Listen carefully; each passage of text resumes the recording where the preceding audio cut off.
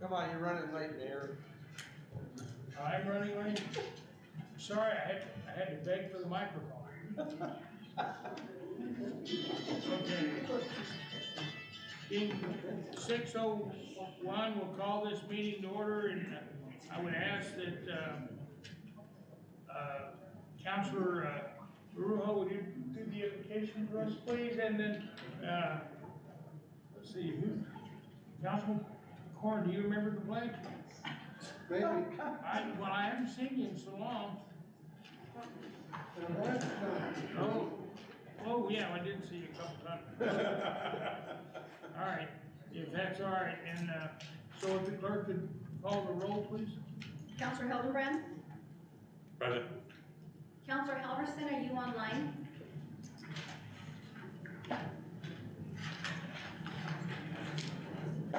We'll count her as absent for now. Councilor Oropesa? Here. Councilor Gass? Yep. Councilor Moore? Here. Councilor Johnson? Here. Councilor Cavan? Here. Councilor Arnold? Here. Councilor Corn? Here. Councilor Marujo? Here. Mayor, you have a quorum. By the vote of 9 in the affirmative and 1 absent, we have a quorum. Okay, if you would please stand me for pledge of the flag and an invocation, pledge by Councilman Corn and invocation by Councilman Marujo. I pledge allegiance to the flag of the United States of America America and to the republic for which it stands, one nation, under God, indivisible, with liberty and justice for all. Dear Father God, we come before you and give you all glory and honor for allowing us to be here, Father God. We ask you to bless us and make the decisions we're supposed to make, Father God. Father God, I lift up the children that were in the accident on Tuesday night, Father God, that you just watch over them, Father God. The one young lady lost her life, Father God. We ask you to protect their family and bless them and guide them, Father God. We ask you for our police officers, city, county, statewide, our firefighters as well, Father God. Our military, Father God, as we're going through this conflict, Father God. But we give you all glory and honor for all you've done in our lives, Father God. With this we say thank you, and in your name we say amen. Amen.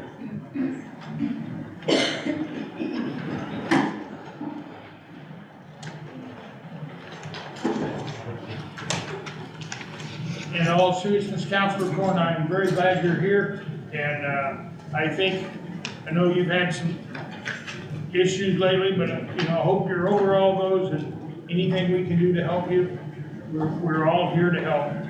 And I thank you for your time you spend here and the time you're here. Thank you very much. Okay, if we can, right now I have 3 individuals that have signed for public participation.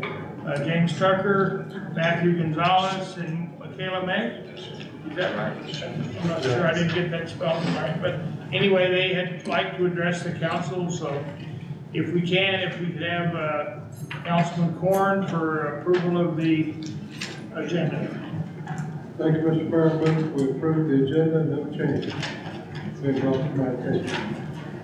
Second. We have a motion by Councilor Corn, seconded by Councilor was it Kevin? Yes. Kevin? Any further discussion?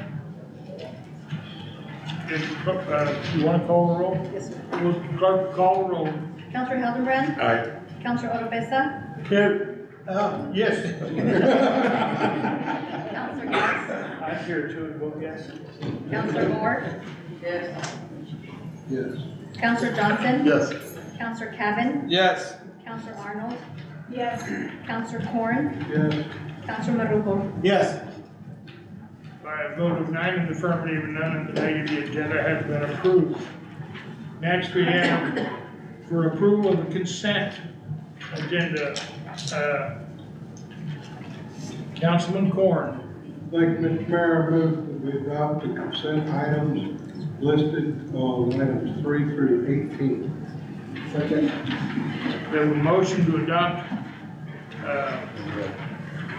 by Councilor Corn, seconded by Councilor Marujo. Is there any other discussion? If the clerk can call the roll. Counselor Hildenbrand, Aye. Counselor Oropesa, Yes. Counselor Gass, Yes. Counselor Moore, Counselor Johnson, Yes. Counselor Cavan, Yes. Counselor Arnold, yes, Counselor Corn, Yes. Counselor Marujo. Yes. Okay, by a vote of 9 in the affirmative and 0 in the negative, 1 absent, the approval of the consent agenda has been done. Next, we would go for item 19. I think that's right. Okay. Airport updates, let's see, we need. It's Bobby. Good evening, councilors. Good to see you again on this very special Mike Matthews evening. So tonight, in reporting on what's happening at the airport, I'll first report on flight operations. Flight operations for American continue to be strong.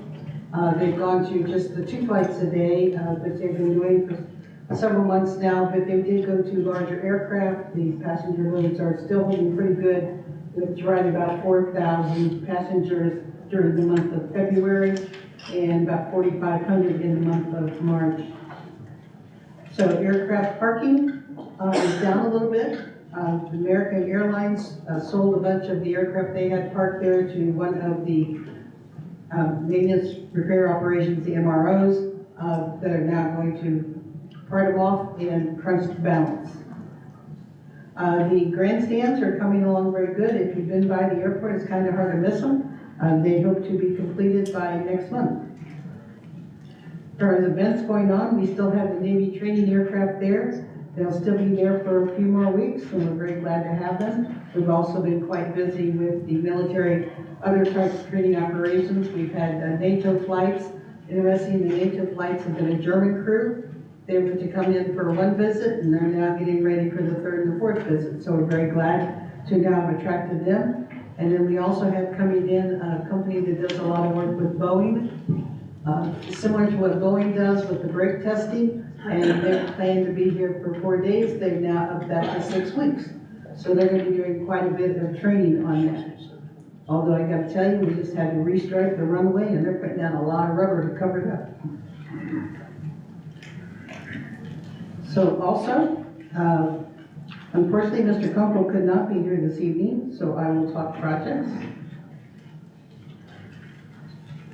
So project-wise, the terminal restrooms in the main area still have a couple punch list items, which the contractor will be taking care of as they finish the other restrooms, which are coming along very nicely, and all that project should be done at the end of this month, including the punch list items for the original ones. If you haven't seen those, they're quite nice. We've been getting a number of compliments on those, and the other ones are coming along very well, and they will have the same tile layout. Even though they're smaller and unisex, they'll have the same color schemes as the ones in the main terminal, and looks very nice, and it kind of upgrades the whole terminal. The emergency generator for the terminal is still being spec'd out. They've gone to diesel. They're trying to match the one that out on the airfield so they can be similar. So if we need work done, it's the same company for both of them. We'll be reaching out for people to bid on that. The estimated cost is a diesel generator, estimated cost of $500,000, which we'll bring back to you, of course. Then also, we're looking at, we had a number of water issues during the air races last year. That wonderful rainy Saturday, it showed us where all the water would go to. So we'll begin doing some surveys on that work and figuring how to remediate that problem. We'll also be looking at, of course, electrical work, but the electrical work will be at the expense of the air races, not the city or the airport. And that's to add additional electrical boxes out there for the entranceway and for the vendors.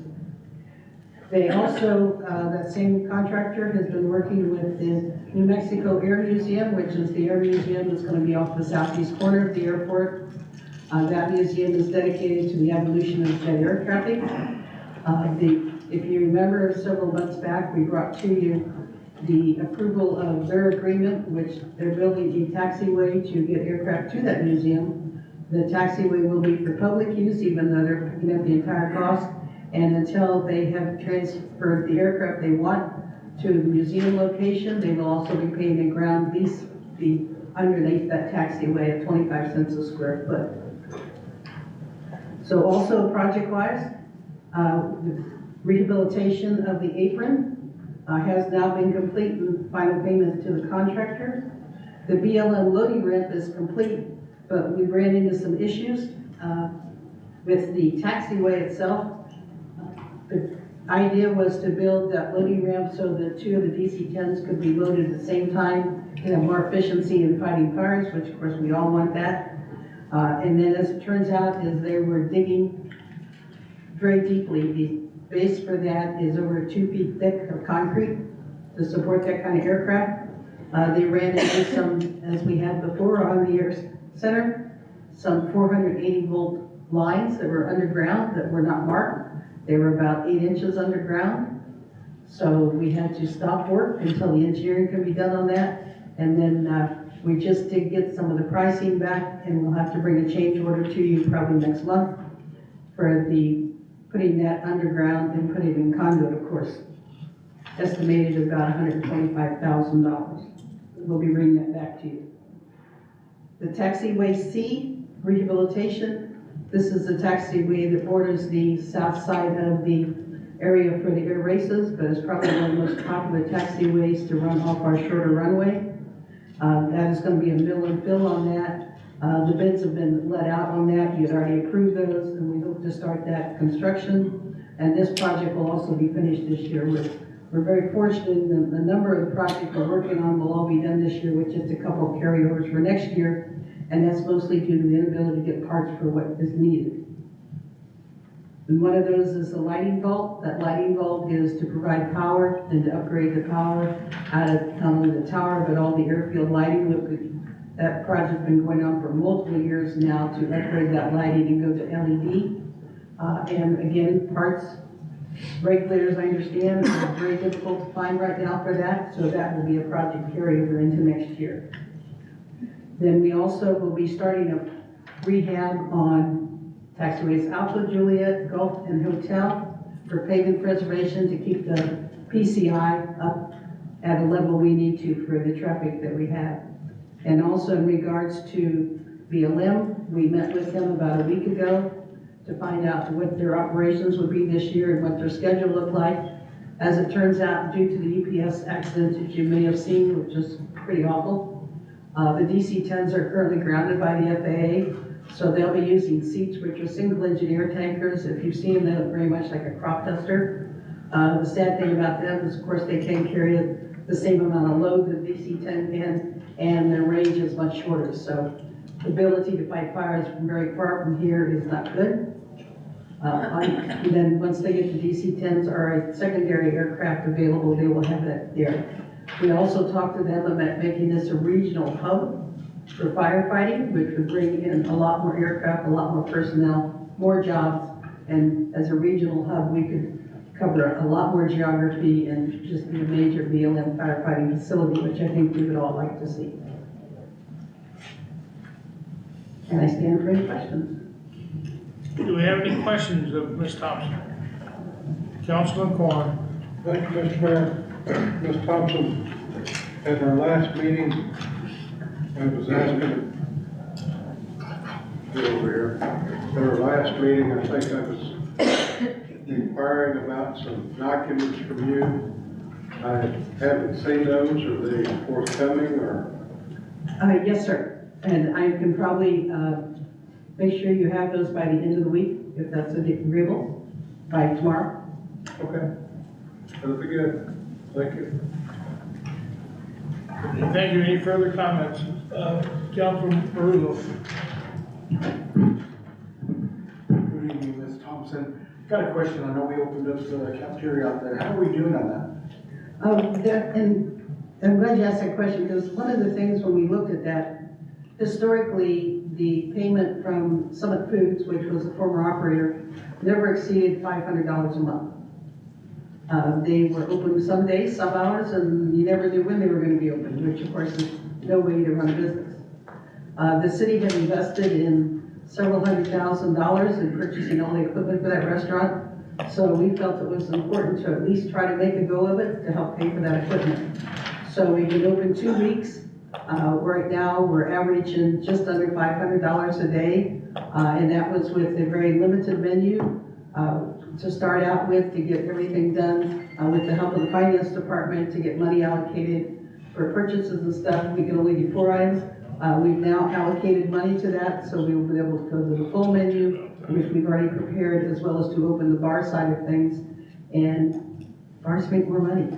So we're hoping that that's going to be successful. We'll certainly keep a watch on it, and in 6 months, if we're not paying the way and showing maybe a very modest profit, then we'll reconsider if whether to stay open or not. We had in a meeting yesterday and talking, we determined that if this restaurant does not succeed, then one of the things we can do is perhaps once the convention center is operational again, maybe that equipment could be transferred to there. Thank you.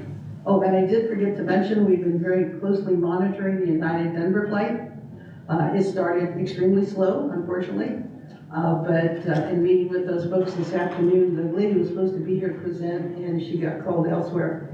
But she was very happy to report that the outbound flight on Saturday morning has 48 out of 50 possible passengers. So we're glad that it's at least increasing. It's not where it needs to be for every flight, but it's getting better. Any further comments and questions? Mr. Mayor. Yes? Ms. Thompson, thank you, Mayor. Ms. Thompson, I just want to say thank you. The stuff that you've done since you've come on board at the airport has been phenomenal. And we have a bright future ahead of us, and that has been our diamond in the rough, and it's coming to fruition. And I think you played a big part in that, so thank you very much. Well, certainly thank you for that, but I've got an amazing staff out there that just always meets the call. Thank you. Thank you, Mayor. I would, I know we have the Thunderbirds coming in our next air show, and I did meet with, talk with Miss Baldwin from the Baldwin Painting, and offered to be very helpful with us in providing space for the Thunderbirds. And I mean, it's real nice, very, very cordial agreement and wanting us to succeed. And so I think it's good. We have a lot of buy-in from the tenants as well, and on improving our airport, and I think that's great. I would just, I don't know how we can find these 480 volt lines that are buried in the ground with no markings, no anything, you don't even know it's there. 480 volts is enough to do you in. And and when I think the last one was 4 inches underground, these are at least 8. So at least some things look a little better, but that's some kind of safety mechanisms we need to ensure that we teach anyone out at the airport about the possibility of those lines existing. I mean, you don't really want to be digging with a steel shovel when you hit one of those. So, I mean, it's something that we are going to have to seriously figure out how to address and how to identify where those lines are. And I don't know how you do that. But that is something that is extremely dangerous for individuals. And sir, I think you make an excellent point. We're talking to a number of folks, existing and new tenants, that are interested in putting private equity in structures at the airport, and that will become critical going forward. And then along the same, if I may, on the same lines for the air races, I mentioned to the mayor earlier this evening that we also for 27 have gotten some positive feedback from the Canadian Snowbird Jet team that would like to perform here in 27. And the only thing they asked for that was out of the ordinary is they'd like to do a low pass over downtown. And they fly 11 aircraft in their formation. Okay, well, just as long as they stay beneath the traffic lights, we'll be all right. You know, one thing Mr. Tellings was here also. He went to the symphony, which he's the head of the air show, and it was nice to see him. He's had some health issues, and it's nice to see how well he's gone through those and everything. So it's kind of been a strange time of year, but I'm glad everybody's healthy now. We can keep everything moving in a positive manner. So thank you, council members. Thank you very much. It was the SkyWest, Tania, is that the one who was going to be here to speak?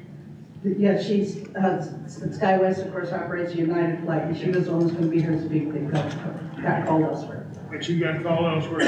We're going to try to have her next month for you. Item 20, we'll have to take that off our list. And next we go, thank you very much, Ms. Bobby. Employee out-of-state travel. Item 22.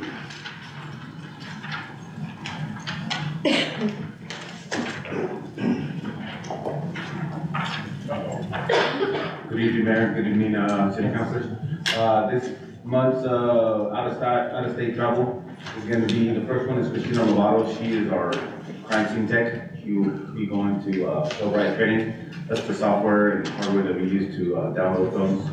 It'll be at the end of this month. And then the other one is May 12th to the 16th, that is the Washington DC Police, National Police Week. It's in DC. That they're a part of the honor guard, so they will be traveling over there and honoring those who have lost their lives on duty. Ask that for any questions. Are there any questions of Chief Aldo? Any questions? Seeing none. Thank you very much, Chief. I would just like to, I happened to go by that terrible accident tonight. You know, I really have to tell you and commend you and your officers for their activities. I mean, that's a pretty emotional thing for anybody to go by and see an accident that's that tragic. But you know, our police and firemen, they do a good job for our community and they're very well trained. And if you just condone with them, we thank them for their care and compassion in dealing with that horrible accident.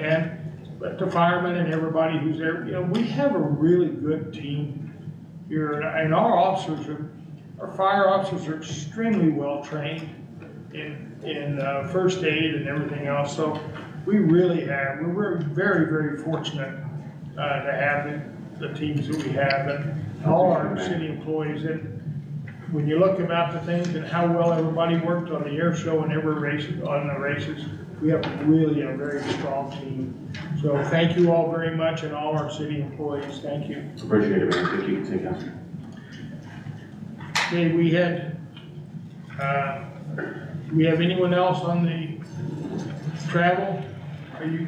Good evening, Yes, Mayor and Councilors. I'm Jessica Farm from the museum, filling in for Caroline. She's got a trip planned in May to go to the National Museum Conference, the AAM conference, to get networking, and they're the ones that accreditate the museums, and to talk to people about the flood that we've had. So this will be the first outreach that she's done for that on a professional level, besides the history conference she went to.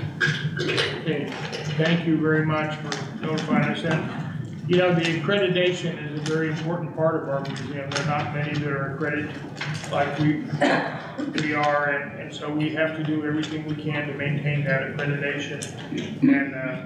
And what we do, if we can't go back, which we know we can't go back in the same spot, so we're gonna have to do something. But whatever we build in the museum, it means I'm sure we're gonna have to come up to national standards for accreditation.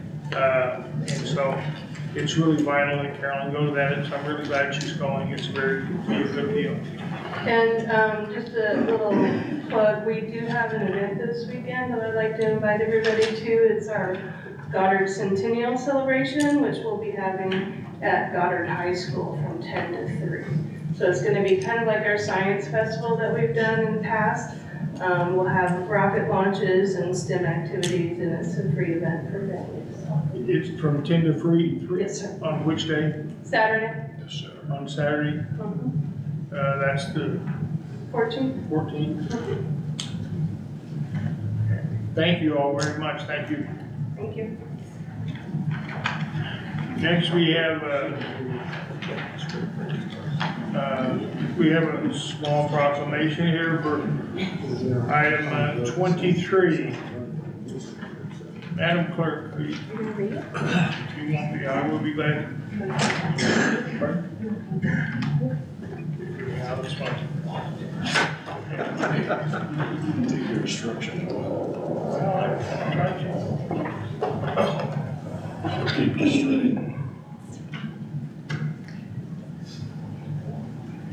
Somebody might be excited about this.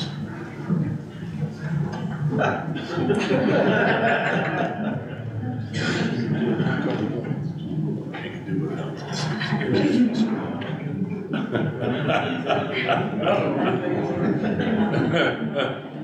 All right, everybody saw me come down. I want you to know this thing I'm wearing on my foot, it's not an ankle bracelet. Don't be thinking that. That's a story. Well,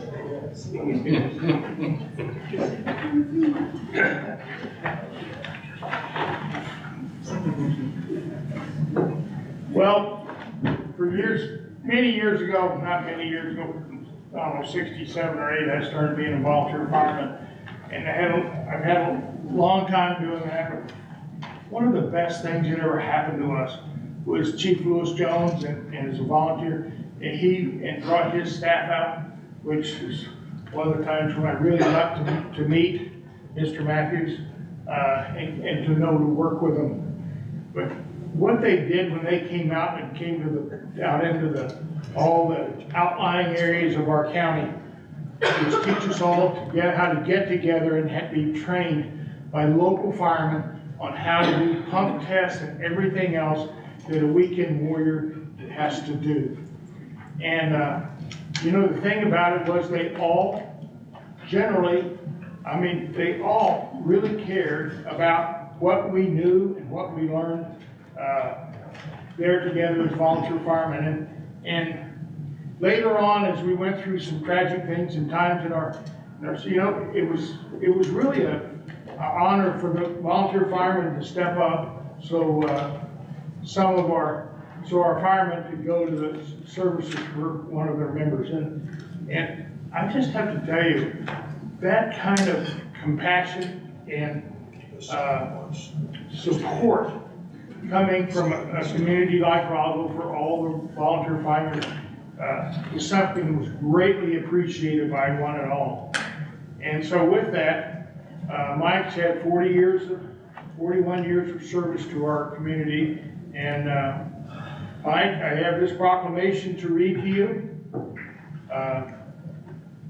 Whereas Mike Matthews has devoted almost 41 years of service to the city of Roswell and its residents, giving much of his professional life to protecting and supporting the community, and whereas he began his career as a firefighter, which he quickly gained the respect of his fellow firefighters through hard work, good judgment, and a willingness to step forward when the situation called for it. And whereas during this time, the Roswell Fire Department, he rose through the ranks, served as a driver, a fire lieutenant, deputy fire chief, and eventually fire chief, helping lead the department while guiding and encouraging the firefighters who have served alongside him. And whereas even after retiring from service, Mike Matthews continued his commitment to the city by returning to serve as Director of Special Services, then as Director of Public Safety, and finally as Deputy City Manager, offering his experience and steady leadership to help support our city operations. Whereas across more than 4 decades of public service, Mike Matthews has earned the respect of the city staff, elected officials, and the people of Roswell, and his dedication to the community has left a long-lasting mark that will be remembered long and appreciated. I, therefore, Timothy Z. Jennings, the mayor of the city of Roswell, do hereby issue this proclamation on Thursday, March 12, 2026, to recognize Mike Matthews. With gratitude, the city of Roswell thanks Mike Matthews for over 40 years of service to our community. Signed, myself, Timothy Z. Jennings, and Amalia Martinez, the chief clerk. Be blessed. Thank you.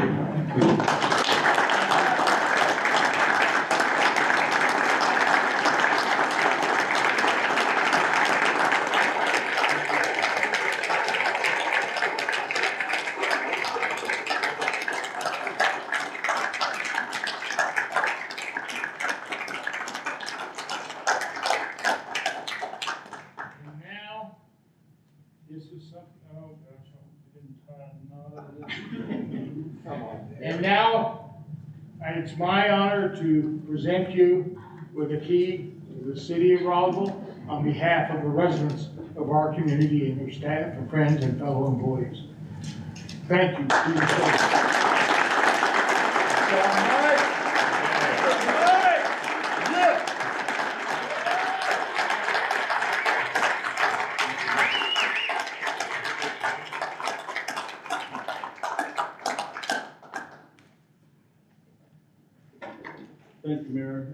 council and fellow employees and citizens, I appreciate it.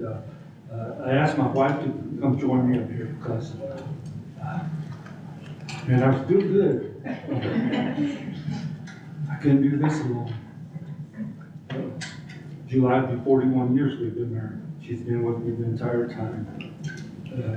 My daughters who are here with me tonight, one of my son-in-laws, they've missed me at so many Christmas dinners, Thanksgivings, birthdays, anniversaries, holidays, because I just put things, I prioritize things a little different, and I made a commitment to the city, and I honored that commitment, or I hope I've honored that commitment.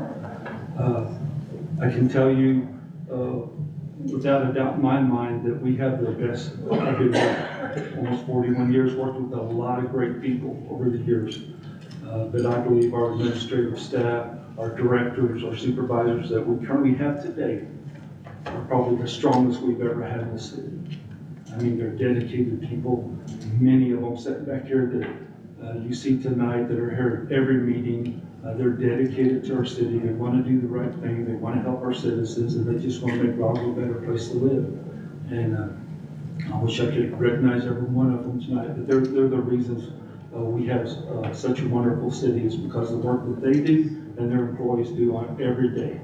I see them out at 2 o'clock in the morning. I know when they're out there doing that, and they're just good, faithful employees, and I appreciate every one of them. So, Mayor, thank you. It's truly been my honor to work for the city. You know, all I wanted when I was a kid was to be a fireman. And 11 days after my 20th birthday, the dream come true, and I got to be a fireman. And I lived that dream, but when I left there, I knew it was time for me to leave there and move on. They called me and said, come back. So I came back, and not ever expecting to be holding the position that I hold today, but things just worked out, and I just kept getting asked to do more and more and more. And it has truly been my honor, and I appreciate everything. Thank you so much for caring enough for our city that you'll put your time and effort out here, and not always good.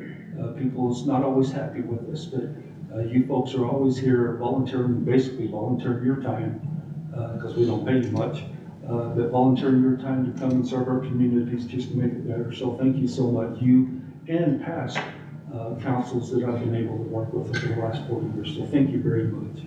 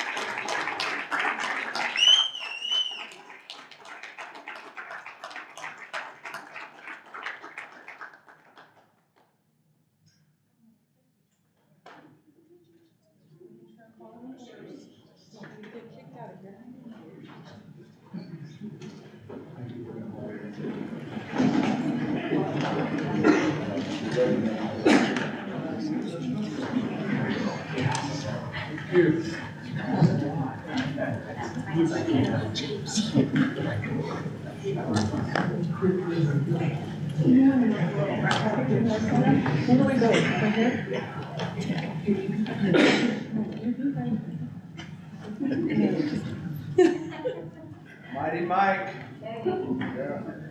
He's a gold star.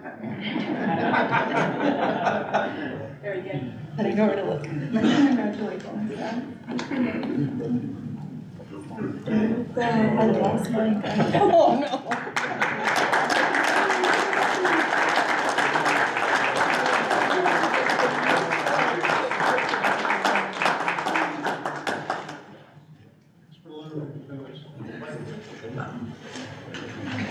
You know, you don't know always what happens when they call me to tell me about the flood at 12:12. It was one of the restaurant boys before he retired, and he said, "Can you help me? Please call and get me help, because I'm floating my son and I are floating on the roof of my truck. Can you call and get me help?" I called 911. I was number 262 in Eddy County. Because they had so many calls in Roswell that they transferred it all to Eddy County and I was number 262. So what did I do? I called Mike Matthews. Why? Because Mike Matthews knows every fireman's phone number and his cell phone. And you know, that gentleman was picked up. His truck was stuck down on Virginia in the river. He had his son was on a tree, and he was hanging to a post in front of Arby's. But our fire people saved him. But it's all because we could get through to that man because of his ability, knowledge, and the respect that he has for every man that works under him, and what they had for being able to work under Mike. They all knew it, and we all owe you a gold star. And thank you from the bottom for all our citizens and for all our councils, from all the ones before and now. Thank you very much, Mike, and your family for what the dedication they gave and allowed you to serve. Thank you. With that being said, today we're excited to recognize someone whose dedication and hard work truly shine. This is more than a symbol. It represents consistent excellence, a positive attitude, and a willingness to go above and beyond. Mike, your commitment has made a real difference. You stepped up, delivered exceptional results, and shown what it means to lead by example. We appreciate your reliability, your initiative, and the energy you bring to our team every day. Thank you for your outstanding performance. Congratulations, you finally earned your gold star.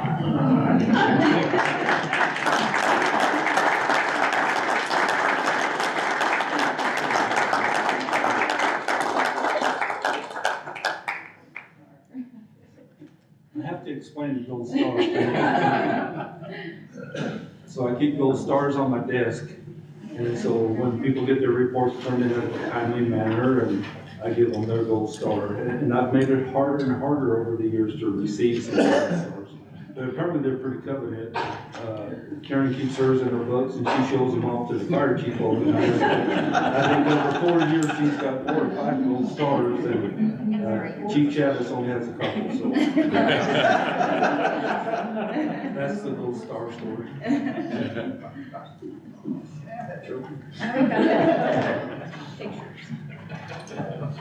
All right. Thank you all very much. Okay. Mayor, we just have a couple of pictures to go through, if that's okay. Yeah, that's fine. Uh-oh.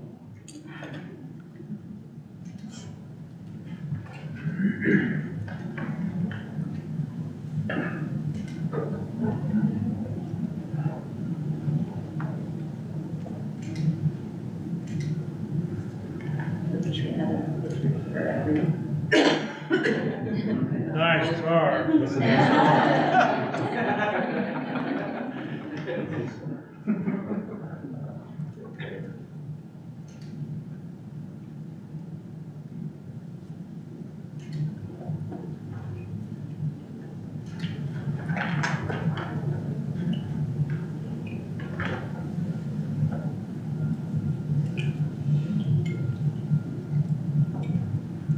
Oh my God, there's a weather plane.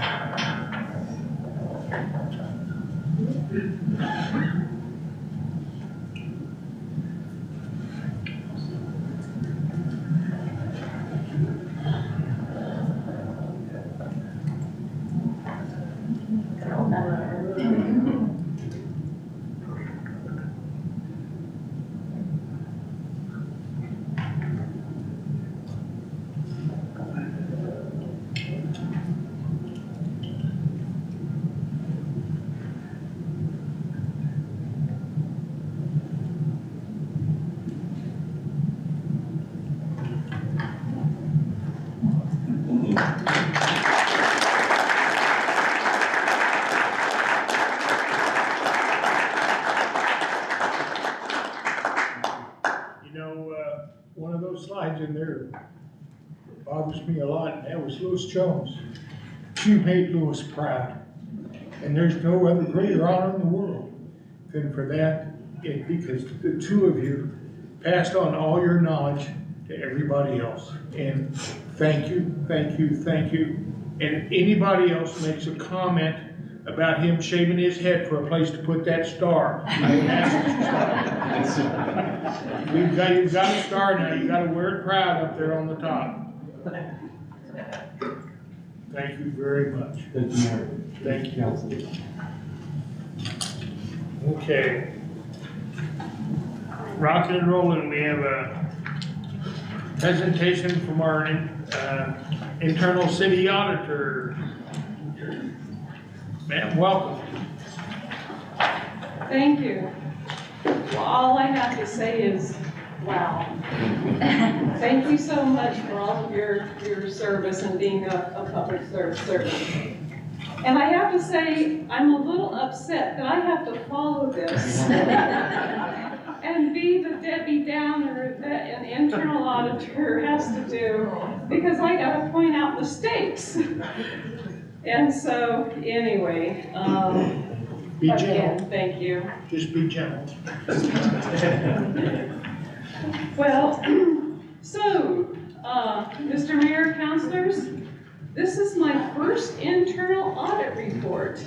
And I have 4 findings, and I will just briefly go ahead and go over them.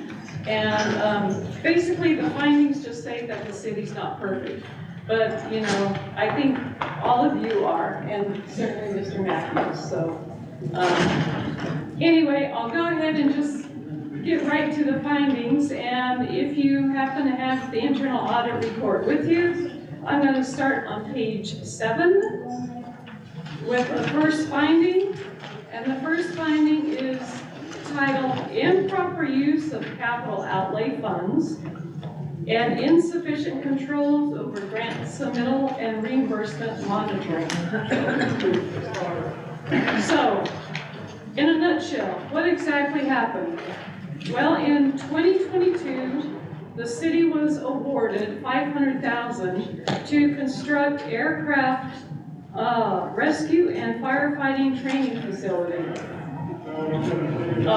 But then subsequent to that, the city determined there was no way that we were going to be able to spend or only spend $500,000 on a training facility. That was just insufficient money that would be able to do that. So the city came up with an idea, because after several years, the money would actually have to be reverted back to the state if not used. So the city came up with an idea, and the timing was perfect, that they could purchase 10,000 linear feet of fencing. And then they could also use it for the air race at the same time. The problem is that while dual purpose use of the fencing is acceptable for the air race and then also for the training, what the problem was that half of the bill, which was $460,000, half of that was for services for setup and takedown of the fencing. So $207,000 was going to be used just in a temporary nature of setting the fence up and then taking it down. So I brought this to the attention of management, and luckily they were able to basically put the brakes on, and they had only received from the state $107,000. And then the finance team and the city manager contacted DFA and said, we made a mistake. We actually got reimbursed for $107,000. That was outside the scope of what the original capital outlay appropriation was intended for. But DFA said, don't worry about it, you don't have to pay it back. However, because the city wants to make things right, they did not request the remaining amount of that funding, and they were able to actually utilize it to purchase, or going to be purchasing some equipment that will be able to enable the fire department to be able to set up and take down the fencing as needed. And so, and also some radios for that particular training. So it was corrected. However, the point of it is that there's lacking the internal control to be able to catch those particular items. And so we're going to be working on developing those internal controls to make sure that there is a review process. And then I'm even thinking that maybe the grant language could be added to the abstract on when it's presented to the council to say, this item is going to be funded by a grant, and here's the grant language that then identifies and says, you know, what it exactly is. And that way the council will have the transparency of what that grant really is intended for. The other part of that particular finding is that the notice of obligation that was sent to DFA to say, here's the amount that we're going to get reimbursed or we're going to use for that grant, that was actually done before it was approved by the Finance Committee and the City Council. So that in itself is also part of the component of this finding. But the good news is that, you know, we have corrected it and we're moving forward. The next finding is entitled Inadequate Construction. Oh, I'm sorry. Oh, I turned the page. Finding number 2, premature start of Taxi C extension phase earthwork. Basically what happened is that the contractor, the vendor, started their job, started constructing Taxi Seaway extension almost a month and a half before that project was approved by the city, by the Finance Committee, and then by the City Council.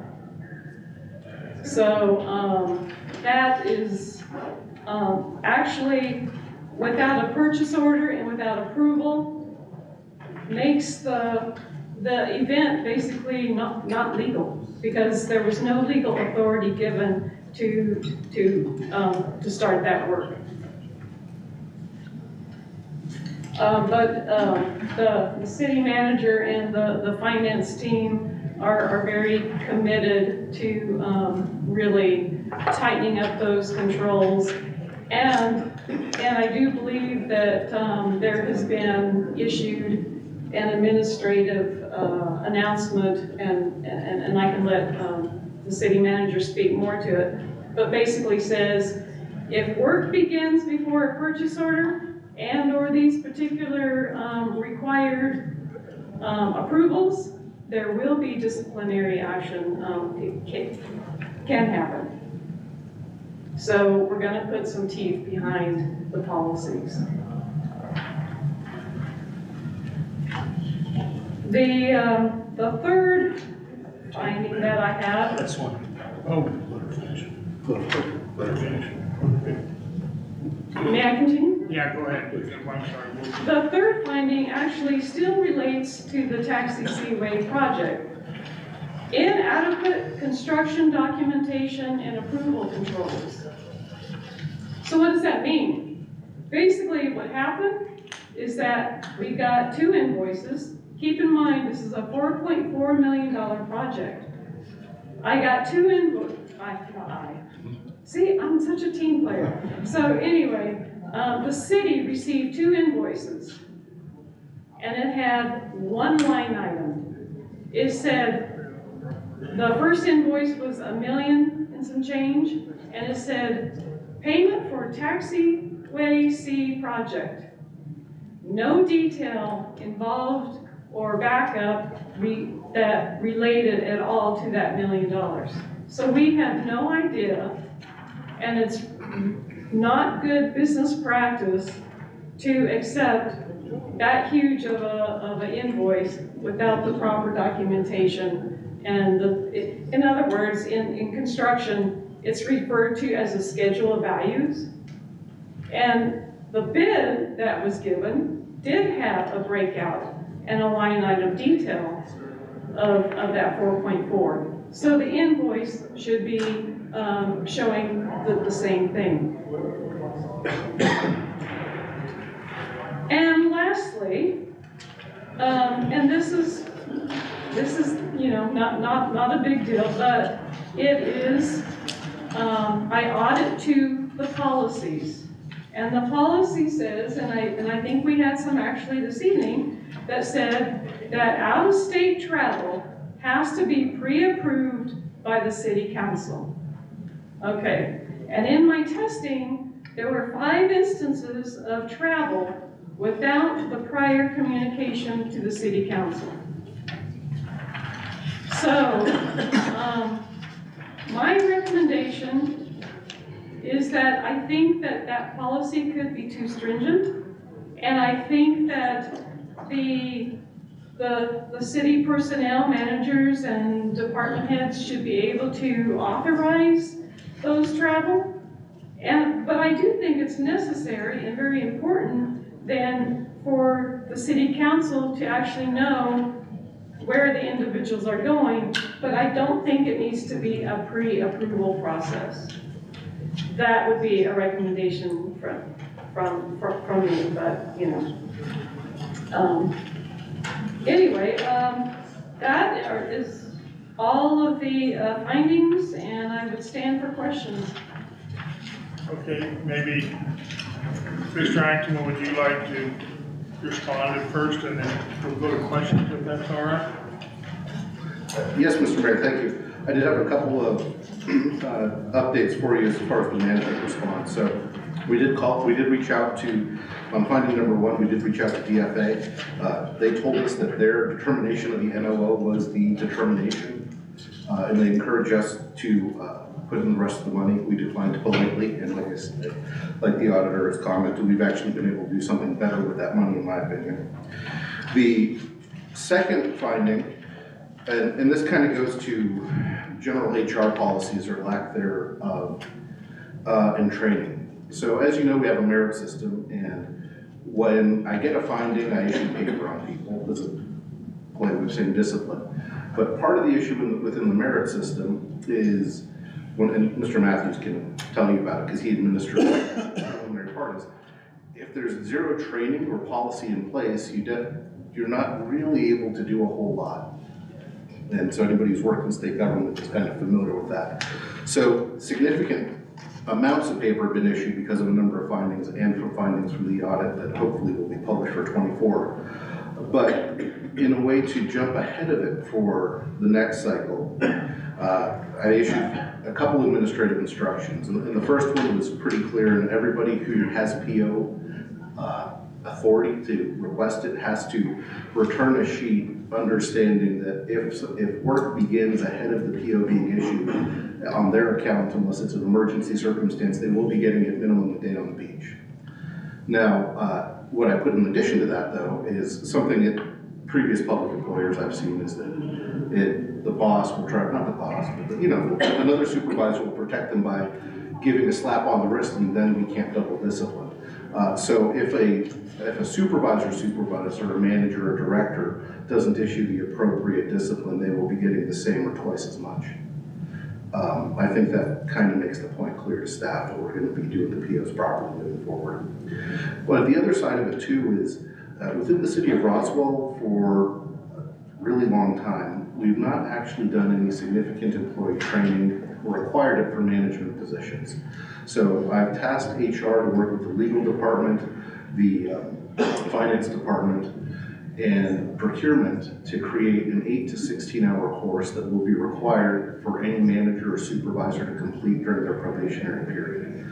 It's going to include basic things like purchasing, budgeting. For those of you who sat in budget meetings before, you know that sometimes if a department doesn't know the meaning of a line item, then they're not really gonna be able to fill it in correctly.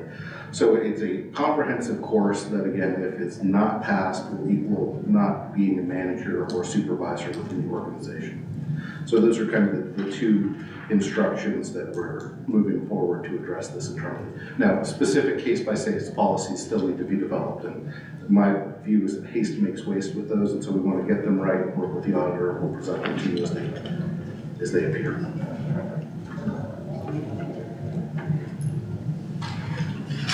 Any questions from members of the council?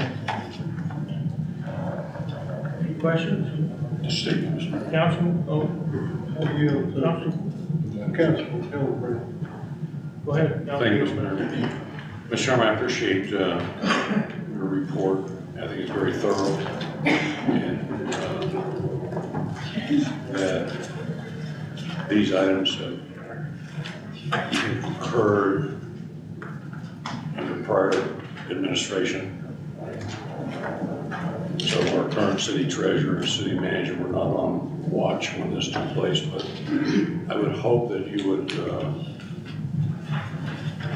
your development of your next audit objectives, I've read those, and that you would communicate with the audit committee, maybe in depth of what your, I'm sorry, that was a mayor's, I'm not using a mayor's. So I would hope that you communicate somehow to that audit committee in a very timely fashion, because I know we had to ask for this to be put onto this council meeting when this report was already done. I assume, I don't know when you printed the report up, but that is the objective of your employment with the city, is to report findings or non-findings that when they occur. I don't think there's no written when you're supposed to report, and maybe that needs to be strengthened or tightened up or something to the effect, so that there is a systematic way that reporting will take place, and systematically you report to the council. So I would ask our city attorney to take a look at, it's in chapter 2, of somehow how this reporting mechanism is going to take place. Because you're supposed to work through the treasurer, not the city manager, not the city attorney. You're supposed to work through the treasurer, correct? Do you understand that? That is correct. That's who you work through, and you work for the council. Yes. And the mayor. And report to city administration as well. So I just want to make sure that we all understand how this works. So Josh, if you could take a shot at, so we can see that maybe the next legal committee, some redefinition on the reporting mechanisms for the city auditor, how that's supposed to occur. So, thank you, Ms. Sharma. Yeah, sure. Thank you, Councilman Corn. Thank you, Mr. Mayor.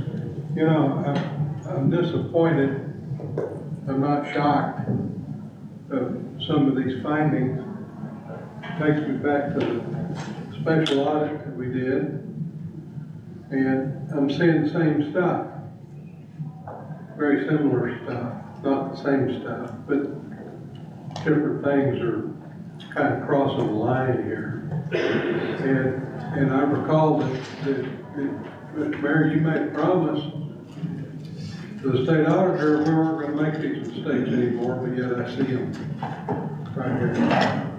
And I don't know what it's going to take to get all that tightened up, but I need to go to work on it and get it all figured out and get this thing running like a fine piece of equipment.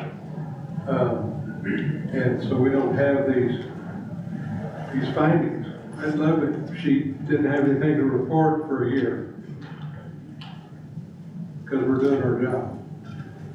Because once the horse is out of the barn, it's too late.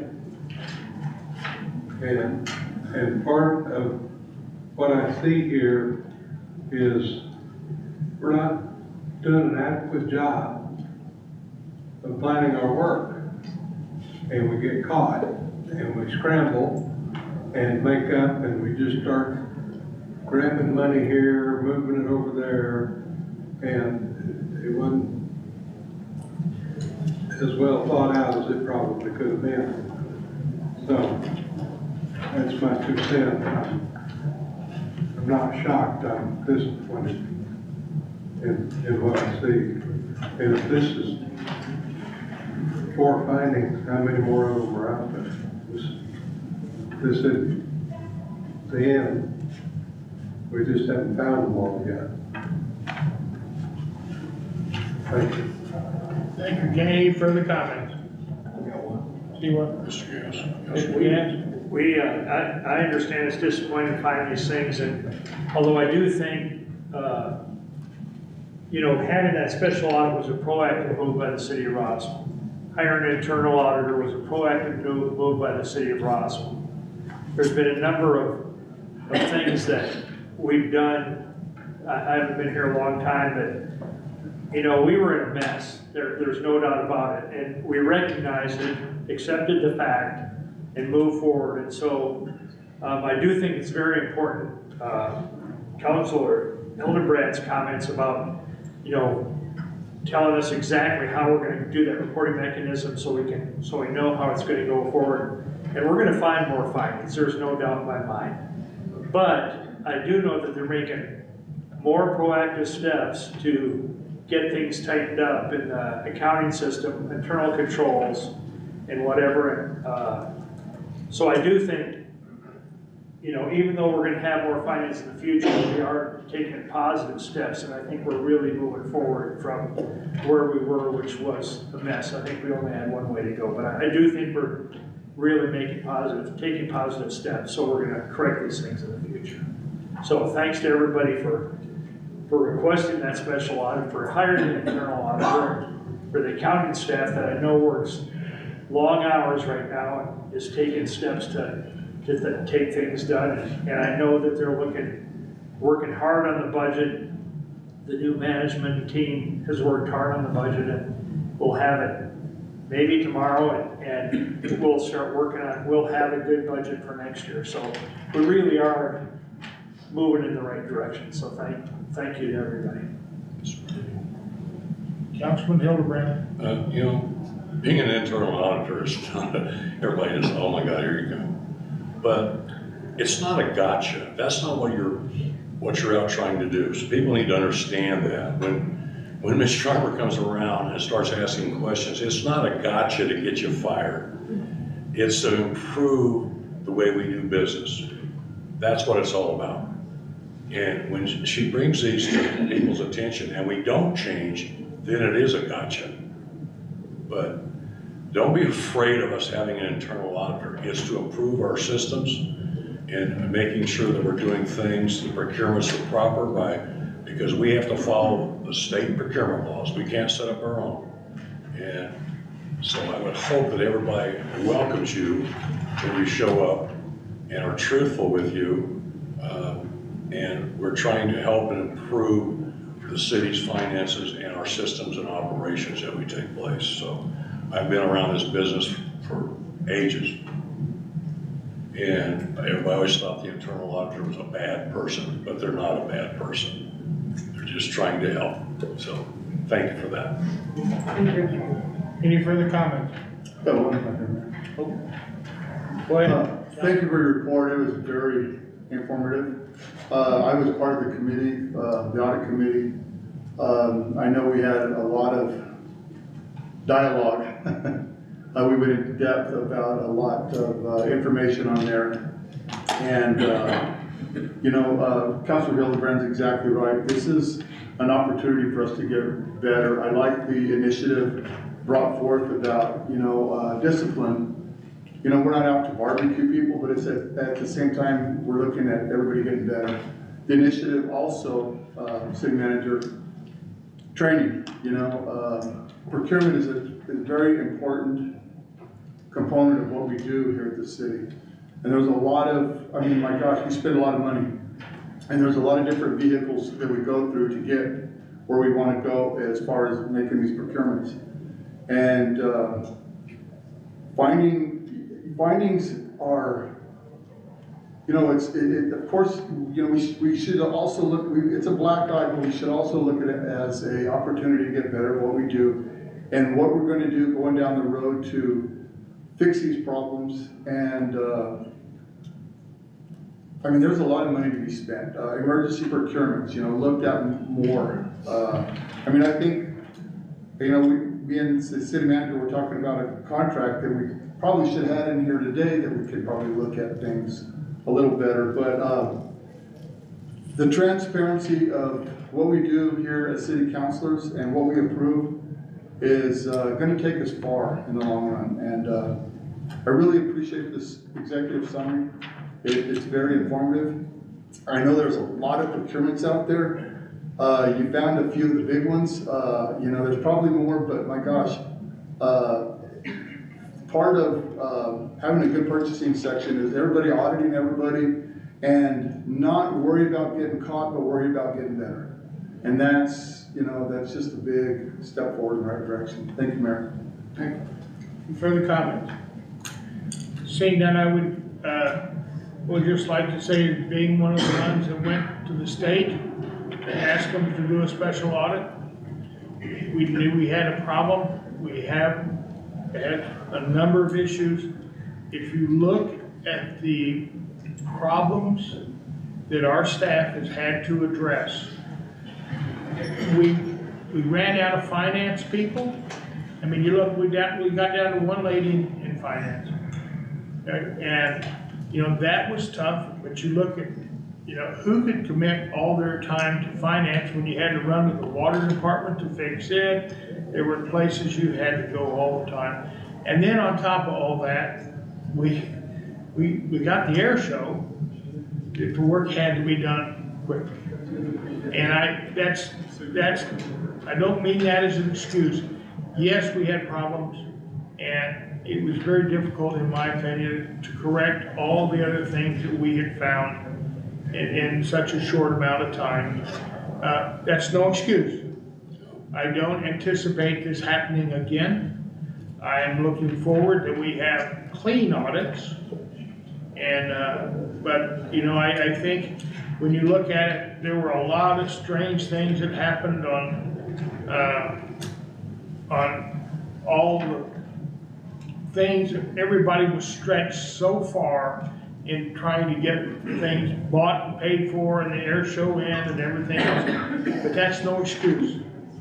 We have to have the ability, more training, to make sure that all our facts and figures and expenditures are done according to the law from day one. And it's probably a good reason now, if we look at the item we have here, if we don't have it, proper documentation, we shouldn't do it. I'm okay with that. And we'll have a special meeting to do it when the documentation gets here. I have no problem with that. That'll cost us a little more time, but you know, it's how you're supposed to do it. And we need to follow the rules that we put out for people. We need to follow them, all of us. And that's the way it should be. I thank you, Ms. Sharma, for your audit. And I think whether our audits, how often they need to be, and whether we have a quarterly or half, or you use a half a year at a time, or whatever, I'm not opposed to that. We need to do what's acceptable and do things. We need to do some special things to make sure our staff is trained well in the procedures and everybody knows how to do it. And so I would hope you would help with that, and I'm sure Mr. Ayatoma will make sure all the staff follows all the rules from here on out. And I thank everybody who were there. I thank the audit committee, and we have made huge strides in this town in turning it around. And you know, I mean, you just have to look. We had almost every leasee at the airport on month to month. That shouldn't be, you know, and you know, Miss Bobby's got that all turned around now where we have people are on contracts.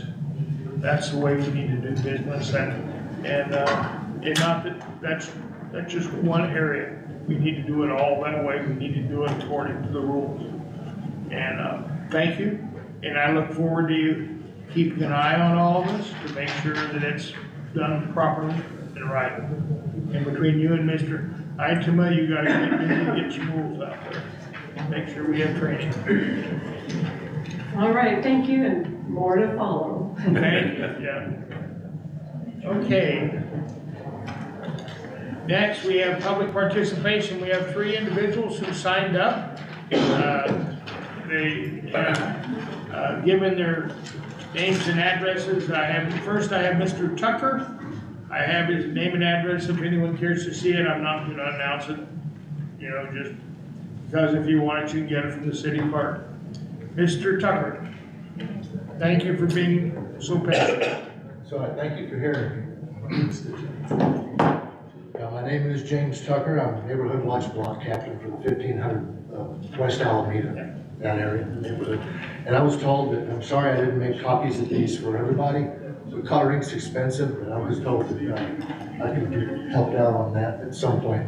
You might just have to kind of remember what I'm talking about here. But anyway, the subject covers a property at 1512 West Alameda. That's on the southeast corner of Alameda and Wyoming.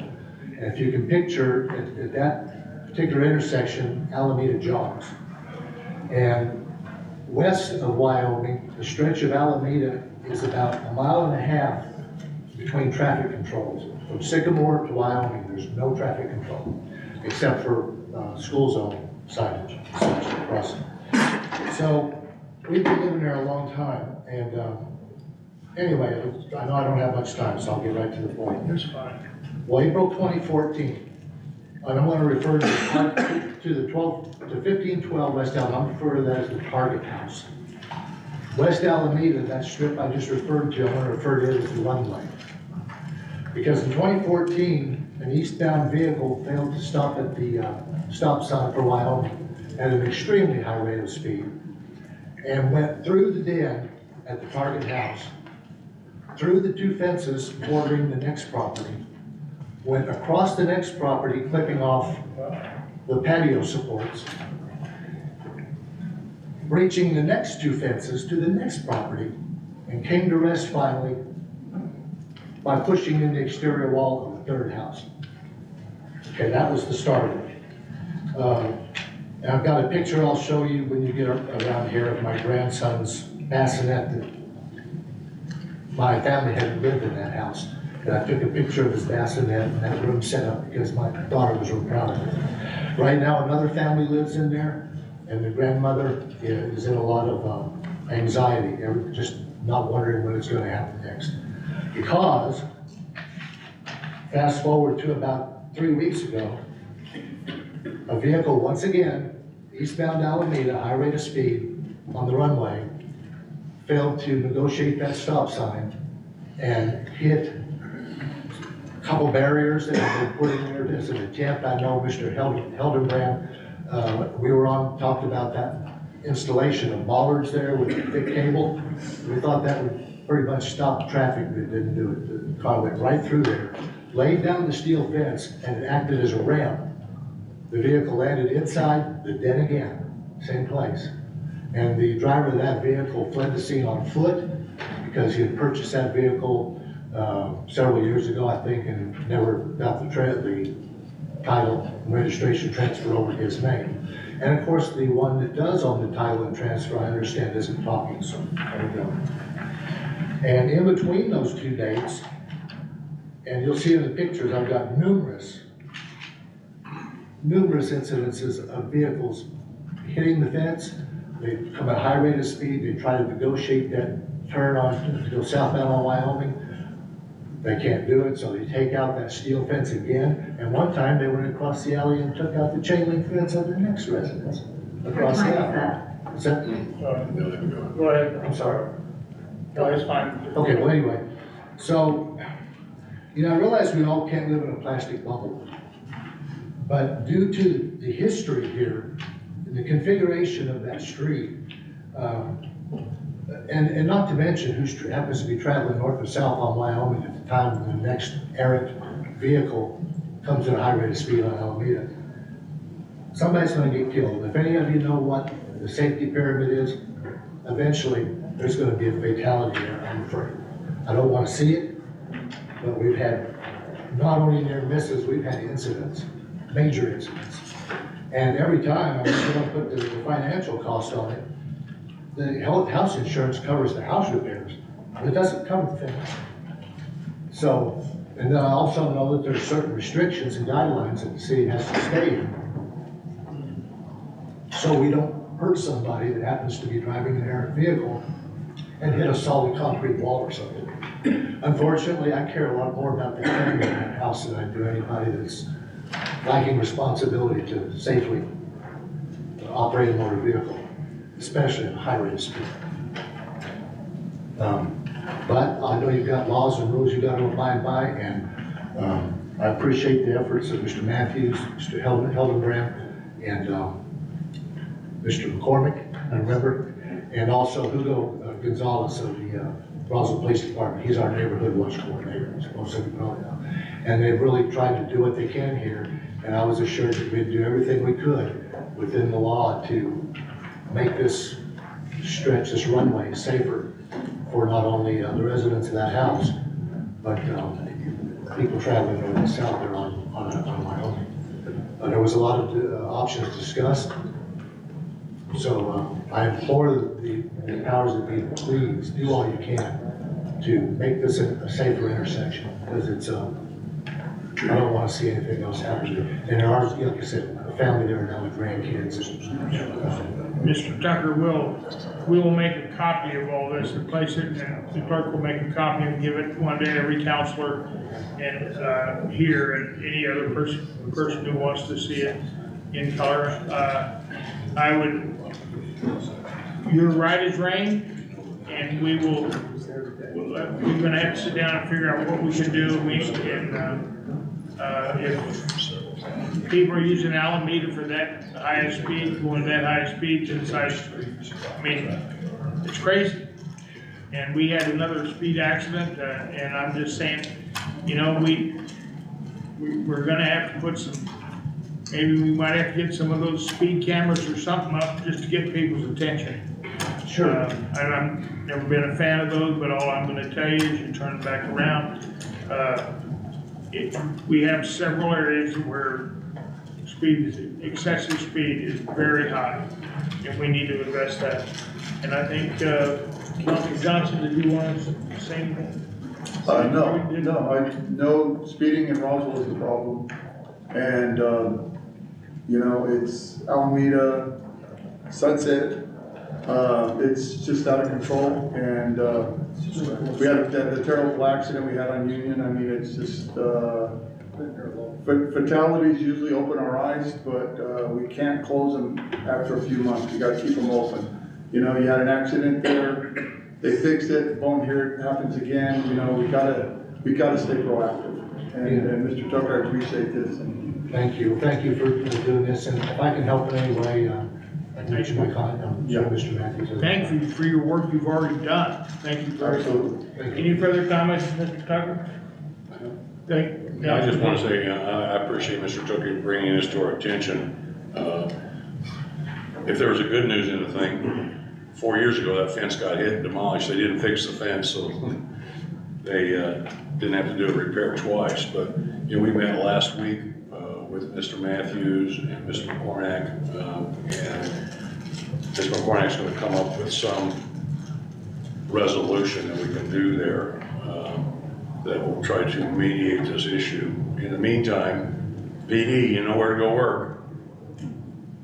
Well, I also understand too that, you know, the main burden of any fortification is going to have to be footed by the residents, and you know, so we're kind of working with her as well, trying to get something. But I thank you, Jim, for being active in that neighborhood. Yeah, thank you, Mr. Tucker. Thank you.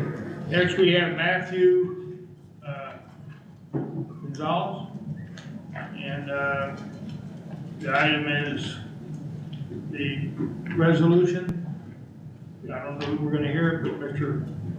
Gonzalez. Go ahead. Thank you, Mayor and members of the council. My name is Matthew Gonzalez. I am the Vice President of State Affairs for the Consumer Energy Alliance. We are a national nonprofit focused on affordable, reliable, all the above energy options for working families and small businesses. Something that we specialize in, though, is coming into rural communities particularly and helping them have a seat at the table in important policy discussions that are happening that impact them. Right now, if you take some time to go to Santa Fe, you can see that we are outnumbered and we are outgunned. We continue to lose on issues that are important to our communities.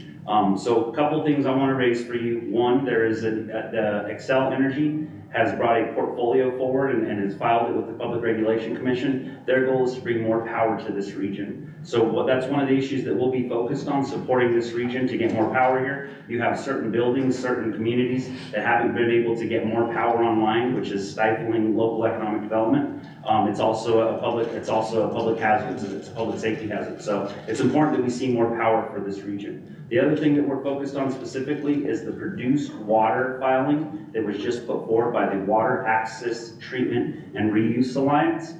Their goal is that we as a state will look at the issue of produced water. Back in 2019, when I worked at the Farm Bureau, we worked, agriculture and industry worked together to pass the Produced Water Act. You had the most progressive legislator in Brian Egoff, the most conservative Republican in Rod Montoya worked together to pass that legislation. Environmental community and industry came together and said this is going to be really important for the state of New Mexico because we don't have new waterways. Since that time, the Water Quality Control Commission has taken no action to get us further there. So there's been a new filing, and we have a resolution that I've drafted. I'll make sure to send it to the city. We're in the process of sharing this with local communities. I've already shared it with Lee County. I've already shared it with Bloomfield. Both of those, the commission and the city council in Bloomfield have both passed this resolution. But the resolution calls for three things. It says, one, we support the continued study and understanding of treated produced water so that it can be used for beneficial use. Now, what does that mean? It doesn't mean we want it for drinking water. No one is proposing that. But right now, we've got freshwater resources that are stressed because of just development, just growing. And so if we can take that treated produced water, which right now is either being deep injected underground and nothing beneficial coming from it, or it's being shipped to Texas. And I don't know about y'all, but I hate giving stuff to Texas for free. So let's figure out a way to put that water to beneficial use. So it calls for, again, the study of that. The second part to that is it says that you as a commission, if you decided to pass it, would join the produced water filing as a co-petitioner, and it wouldn't be of any cost to the municipality.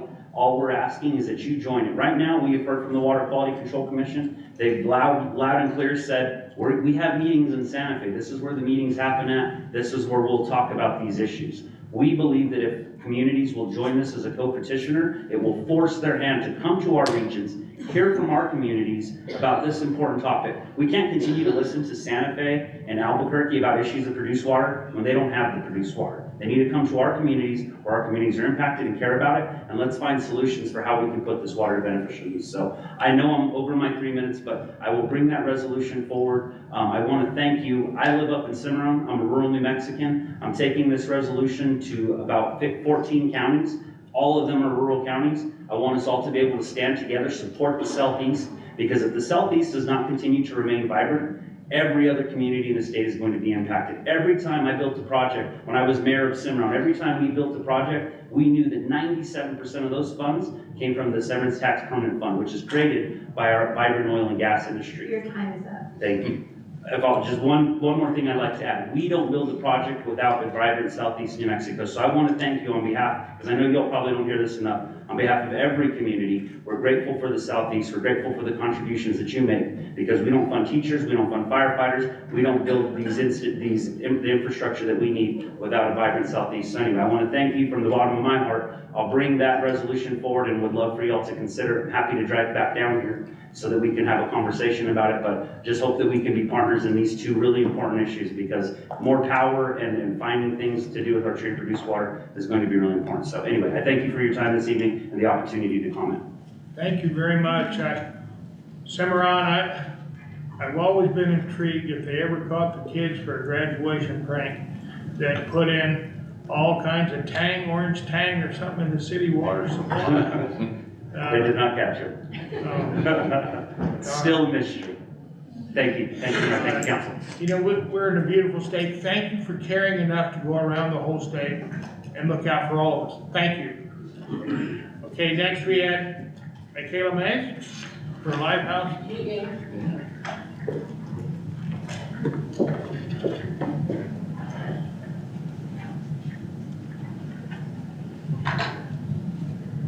I'm always in awe if I see people speaking, you know, without the papers.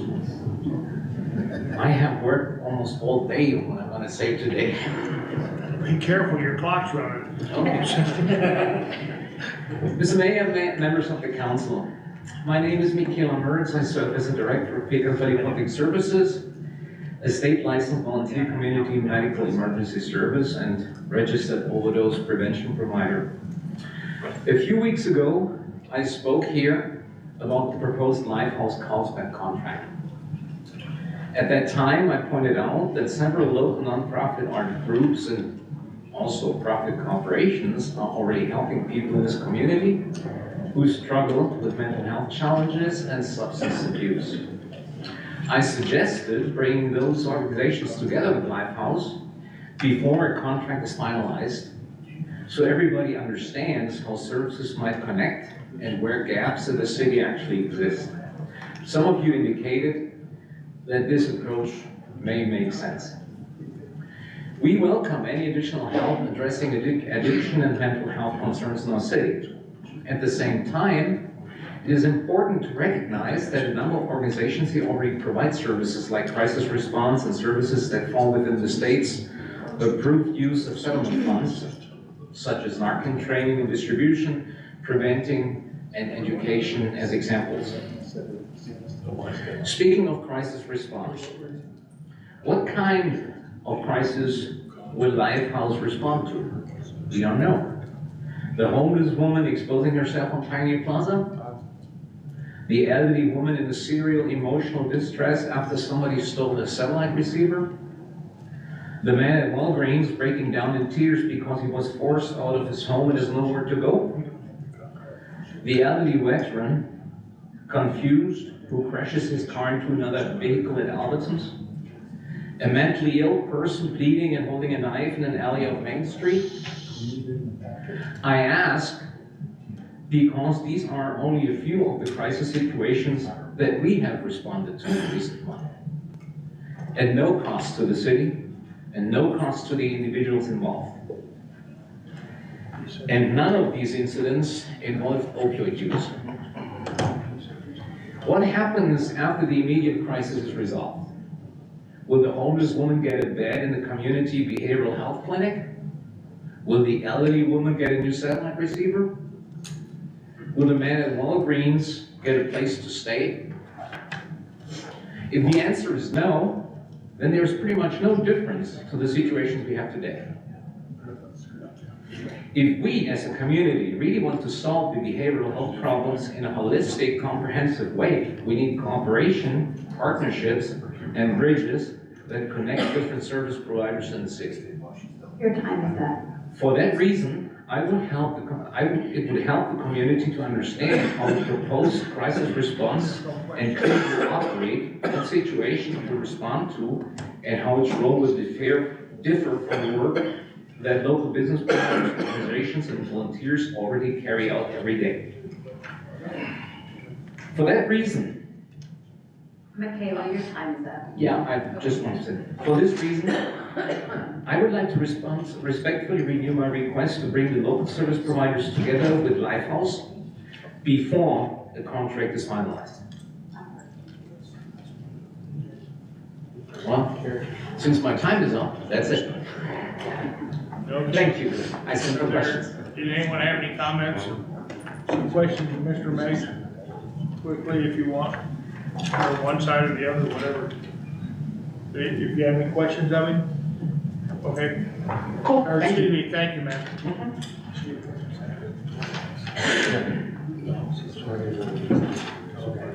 Okay, next, we have item 25, ordinance 26-02, hold a public hearing to consider adopting a proposed ordinance 26-02, an ordinance for the sale of real property and the approval of the city council enter into a purchase agreement for the sale, with equipment share, Councilor Cabin.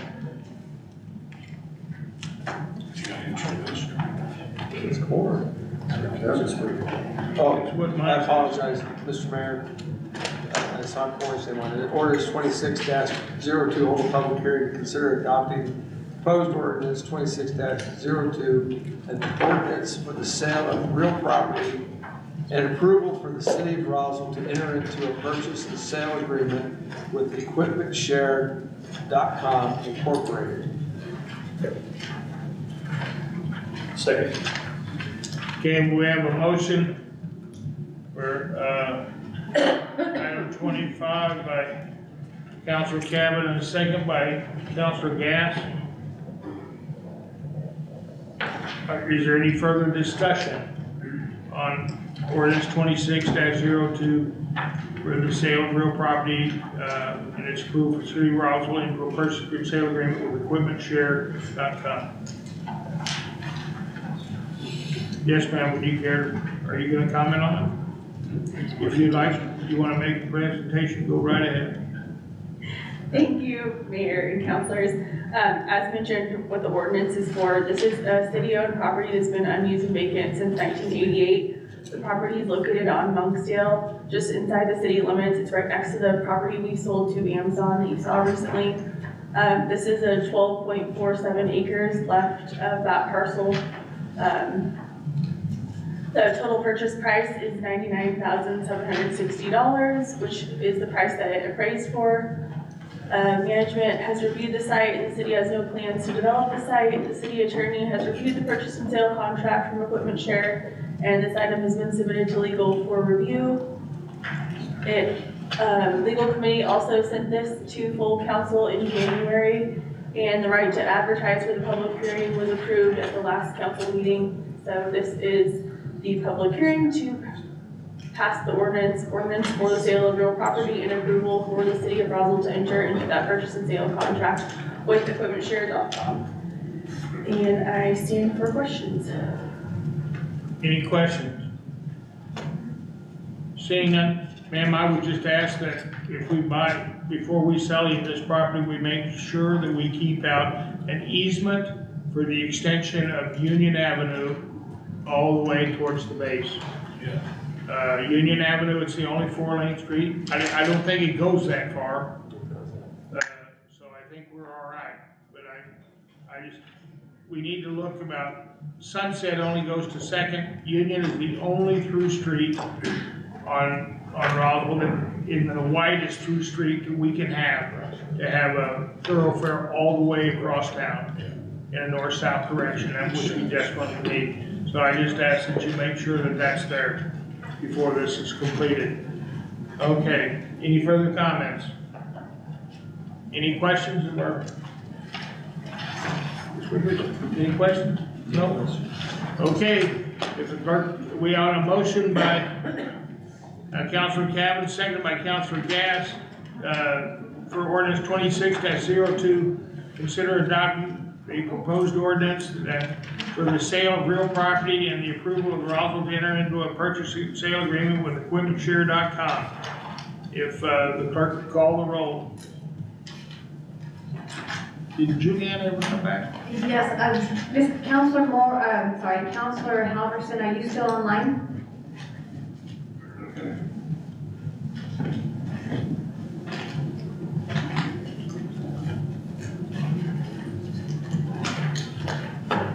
Probably shining gold stars. She is online, so for the record, she joined the meeting at 6:15. Okay. Thank you. She's online.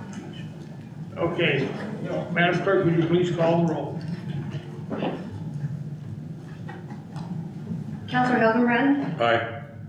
Councilor Halverson? Councilor Oropesa? Yes. Councilor Gass? Yes. Councilor Moore? Yes. Councilor Johnson? Yes. Councilor Cabin? Yes. Councilor Arnold? Yes. Councilor Corn? Yes. Councilor Madrujo? Yes. Motion passes 9-0. You don't want to transfer again, okay. Okay, next. Yes, You asked about the, having the easements and all that, the way did we include that in that motion about? But no, you it's wanted not to make included sure now. that, We did not. We did not include that. that we wanted to make sure, because I'm looking at this little map right here, where they're going to be is probably where the easement would have to be, and you're talking about, you know, maybe taking Union further. That's probably where they're going to be, so they might really want to look into it if you're serious about what you just said. Well, that's fine. I hope that they do look at that before it's done. We might have to reconsider if you choose to do it. Okay, next we have item 26, the approval of a contract for one-for-one, or substantially similar between Lighthouse Carlsbad and the city of Roswell, and for the provision of opioid abatement and treatment. Councilor Cavan. Thank you, Mr. Mayor. I'll make a motion on agenda item 26 for the approval of a contract or one substantially similar between Lighthouse Carlsbad and the city of Roswell for the provision of opioid abatement / treatment services. We have a motion by Councilor Cavan. Is there a second? Second. Councilor Gass, seconds. Okay. Mr. Mayor, Yes, ma'am. I would like to recuse myself as a government official and note that I'll be speaking as a member of the public if necessary. Is there, we've had a request to recuse, Councilor Arnold to recuse herself from this vote. Is there an objection by any member of the council? Is there an objection? Seeing none, Ms. Arnold, you will be recused from voting. Okay, now, who's going to present this particular item? Council?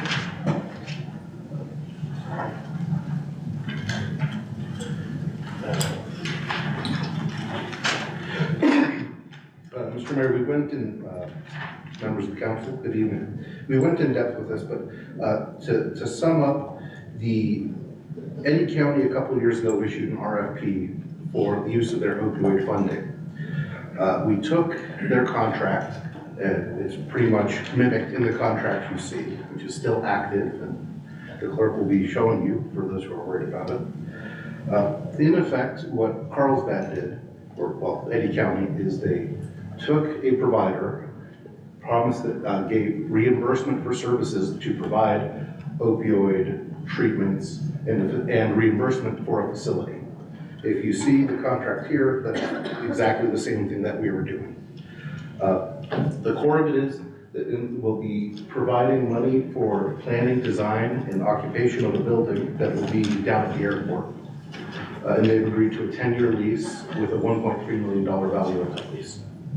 Additionally, for the next fiscal year, we would kind of underwrite a number of positions that are described in detail in the contract. This is the current Eddy County extension. So, and our procurement officer did make a determination that this was sufficient. So worth noting, for those of you who aren't familiar with the procurement statutes ad nauseum, like some of us have had to be, the procurement officer actually is the non-trumpable determiner of the lawfulness of the procurement. The manager doesn't have the authority, and in terms of internal control, she consults with the city attorney, but it's her ultimate decision. She does have to be trained specifically in Santa Fe. By law, there can only be one procurement officer in a municipality. In any case, I'm really excited about this contract. We've been sitting on this opioid money for years, and when we complain in Roswell about not having enough medical services, one thing we can do is put our money where our mouth is. So we're going to be helping stand up a facility that long-term should be able to help itself through various federal and state funds afterward. We're looking at about 200 people being treated monthly, and about 40 new jobs in the area, in addition to a vacant building being inhabited. To briefly touch upon some of the concerns that were brought up in public comment, as a matter, so this is going to be a certified care facility, and part of what the federal government imposes upon that for Medicaid and Medicare money is to actually coordinate with all other service providers in the area meaningfully. So they will be having to do that as part of this contract. It doesn't spell it out, but we write in that type of business. In any case, I'm happy to answer some questions for you, but I'm really happy about this one. This is a big one for the community. Councilor Hildebrand, then Councilor Lady Moore. You just said that wasn't in the contract? No, that is in the so the contract says that they will operate a fully certified community behavioral health clinic. And in order to, there's a specific federal provision that governs what that is. And that tells them they have to work with other. Yeah, they have to meaningfully work with stakeholders. Okay. Yep. So it doesn't have to be in this contract, but it's implied because they have to follow. Right, by virtue of the fact that this is the exact thing that they are approved. Yeah. Thank you for that clarification. Councilor Lady Moore. Is this the contract that we discussed that we go with the young man that was discussing? And it's also the same contract that lady, Ms. Michaela, was speaking of, that these people should work together with the other agencies of our cities that are trying to do the same things? Yes. Also the same contract. She had a suggestion. How are we able to facilitate that suggestion about having those people work together with the other? Are we able to, I don't think we have to, but who would facilitate that? You know, Ms. Arnold? Or do you know? Yes, so the contract, as a matter of, so what we've put in is a federal standard for how they will run their facility. And part of that standard includes having to work with these groups. Meaningfully is the kind of federal jargon. And so as we get reports as a result of this contract, and we expect to see that they are otherwise compliant with the federal law. So we would see reports of this meaningful engagement, and if we don't, we question them about completion of the contract terms. And this is a place going into where the health department was out of the base? Yes. Ms. Michaela, do you know of the people that you're talking about meeting with, Ms. Michaela? You do know that they are, as a part of the contract, going to meet with y'all? Yes. Okay. All we ask for is a delay for a month so that we can facilitate a meeting. Can you step up to the mic, please? So you're asking for a delay for a month so that a meeting can be held before the contract is signed? Yes. What difference does that make? Let him get to the microphone, please. Is there other, yes, go to the microphone, please. What difference does that month make? Well, first of all, we have a vibrant community of volunteers who support all that. And we want to know where's the gaps? What are those people providing that we do not provide? And maybe what we hope comes out is even that we say the contract is great, or that we say, well, no, we have to provide more in this area or more in that area so that we can, all see how it fits in. We have no idea how that works. And we're a little bit afraid that there's a multi-million-dollar company coming in, even if it's a not-for-profit, they make $10 million revenues, and they're gonna try to tell us how it's supposed to be. But we know our clientele, we know the city, we know the areas, we know how everything's working. And I think that we can provide input to them as well to make them feel more welcome, and in return get the feeling that we are not the ones who are going to be pushed aside. So we are partnered with Lifehouse. That's what we want to achieve. Ms. Arnold, go ahead. Okay, go ahead. She was going to answer my other question. Yeah, I'm going to answer. The final task that I set up for myself was making sure introductions were made. In working with Lifehouse, we're looking at the 1st of April. There will be a meeting with officials to kind of lay out the plan, and then a meeting with the community in the afternoon of all resources. We want them introduced into our community. And we have already, they were initially introduced to officials as they, because of their credentials and because of the 1.8 million we're paying, we want them to work with officials on a professional capacity and then work to engage with the community and create what's needed. Now, Lifehouse is very structured. It functions in several different areas. There may be holes, but they're not really paid to cover everything. You know, we need a lot more resources for that. So there's plenty of opportunity for community organizations to expand, to grow, to, you know, start. This is just the precipice of us getting something organized at a higher level in our communities. Thank you. So you have no concern with them, the White House people working with this organization and other organizations that provide services? No, not at all. And actually, the idea of utilizing or asking an organization that already has a very formidable blueprint to, we're asking them to bring what they do already somewhere else. And then, because we haven't really found that level for taxpayers to fund here. So it's just the beginning of growth in this area. And yeah, so, and also I do want to say in postponing a month, it creates a huge issue because there's a deadline for Lifehouse as far as that's why they have to operate for a specific year. So delaying any longer can create serious issues as far as for certification because there's a lot of standards that are required and have to be met in order for any organization to operate at this level, the CCBHC. Okay, and I don't see the waiting being a problem either, because I feel even if they're gonna meet with those people, things that the gaps are not gonna change. You know, so I can say, I don't see, even if you struggle, if you feel like y'all would be put out, I don't think that would be an issue, because I think there's enough mental health issues in our town for everybody to go around, for all agencies to go around. But I just want you to make sure that these groups and the other groups get an invitation to discuss and meet with Lighthouse. I'm so excited about this. You know, I remember starting from the beginning when we talked about this, and I'm really, really proud of you for following through. And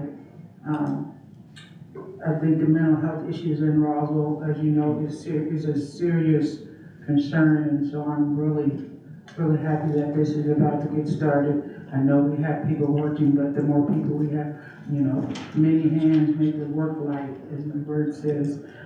So, you know, people coming in to do it. The only thing I wish is that we can get to a place where there's some temporary housing or temporary placement for the people that are struggling, and I hope that maybe later on as the fundings get better or they get working, that there can be a place for a temporary, you know, it don't have to be 48-hour holds or something like that, 72, whatever the holds are, and so that, you know, so that they can get the help that they need. Thank you so very much. I yield. Thank you. Any further comments? Any further comment? Councilor Oppressive. Thank you, Mr. Mayor. You know, I noticed that the contract will be running to June the 30th of 2027. So my question to whoever, I guess Councilor Arnold maybe, is how long has Carlsbad Lifehouse been in existence? This is a guesstimate, but I believe it's over 10 years. About 10 years? Yes. Okay, so once we reach the $1.8 million or $2 million, is there something in place, a plan that will continue here in Roswell? So the beautiful thing about Lifehouse is that they are self-funding. This is the initial start, and that's what they need help with. But it's kind of like our ambulance service. They have a certification with the state to do Medicaid billing. So they are self-funded. So yes, it will continue. We're just giving them basically the little startup to get established here, because it takes a lot to get established. It took them 10 years to get established, and now they're employing 300 people and helping, actually, a good majority of our entities here already use them. The detention center, the municipal courts, Sunrise, they're already using Lighthouse in Carlsbad. Okay, because I, you know, in my personal opinion, I would hate for it to just be here for a year, maybe 2 years, and then kind of go by the wayside. Because there's a big need in this community for, you know, for people to get the help that they need. So thank you. Well, Councilman Orpeza, I just learned that the director of Lighthouse, Phil Houston, is on the line. Phil, can you hear us? Yes. Go ahead. Houston, can you? I'm happy to answer any questions. Okay, did you happen to hear Councilman Orpeza's last question about ensuring, you know, the actual contract goes to 2027, and just, he wanted, you know, some insurance about your stability and moving past that? Yeah, absolutely. Once we're certified as a CCDHC, which would happen January 1st, 2027, it's perpetual sustainable funding through Medicaid. It gives us no reason to be concerned about the long-term viability. We're running a similarly certified program where we're the first one certified in the state in Carlsbad, and it's gone really well and been very sustainable.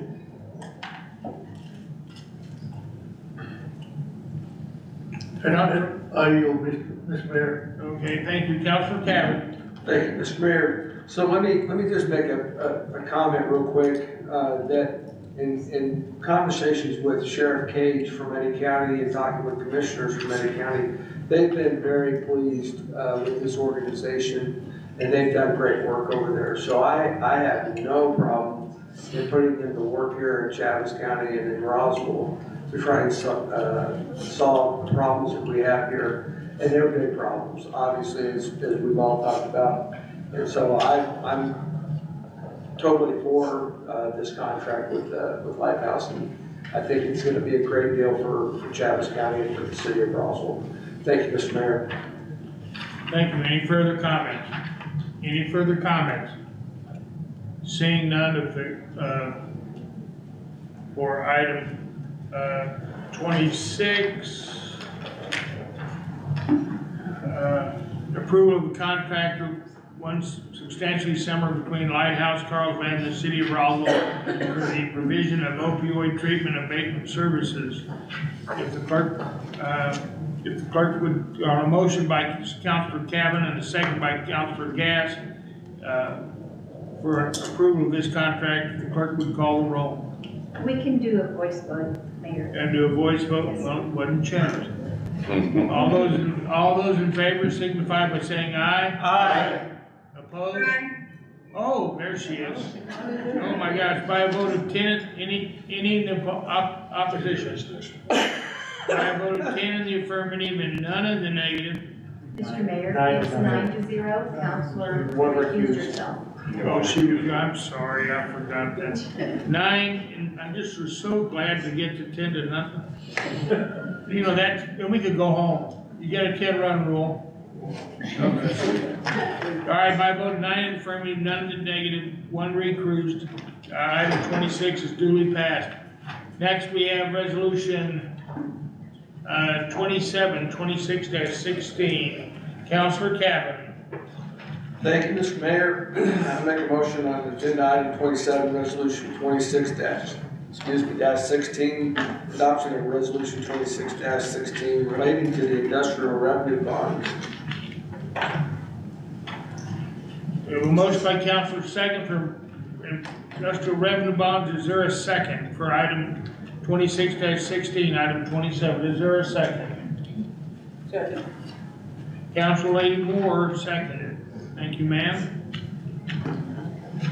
Okay, Councilor,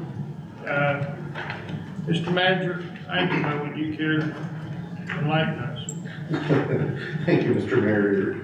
you should speak to somebody more theological than me for enlightenment. But regarding solar panels, what we're here today, as discussed in the legal committee, a group, Gallagher Energy, is currently renting, approved, two properties, well, one property owner, but two pieces of land between Alameda and 2nd Street at the very edge of the corporate limit.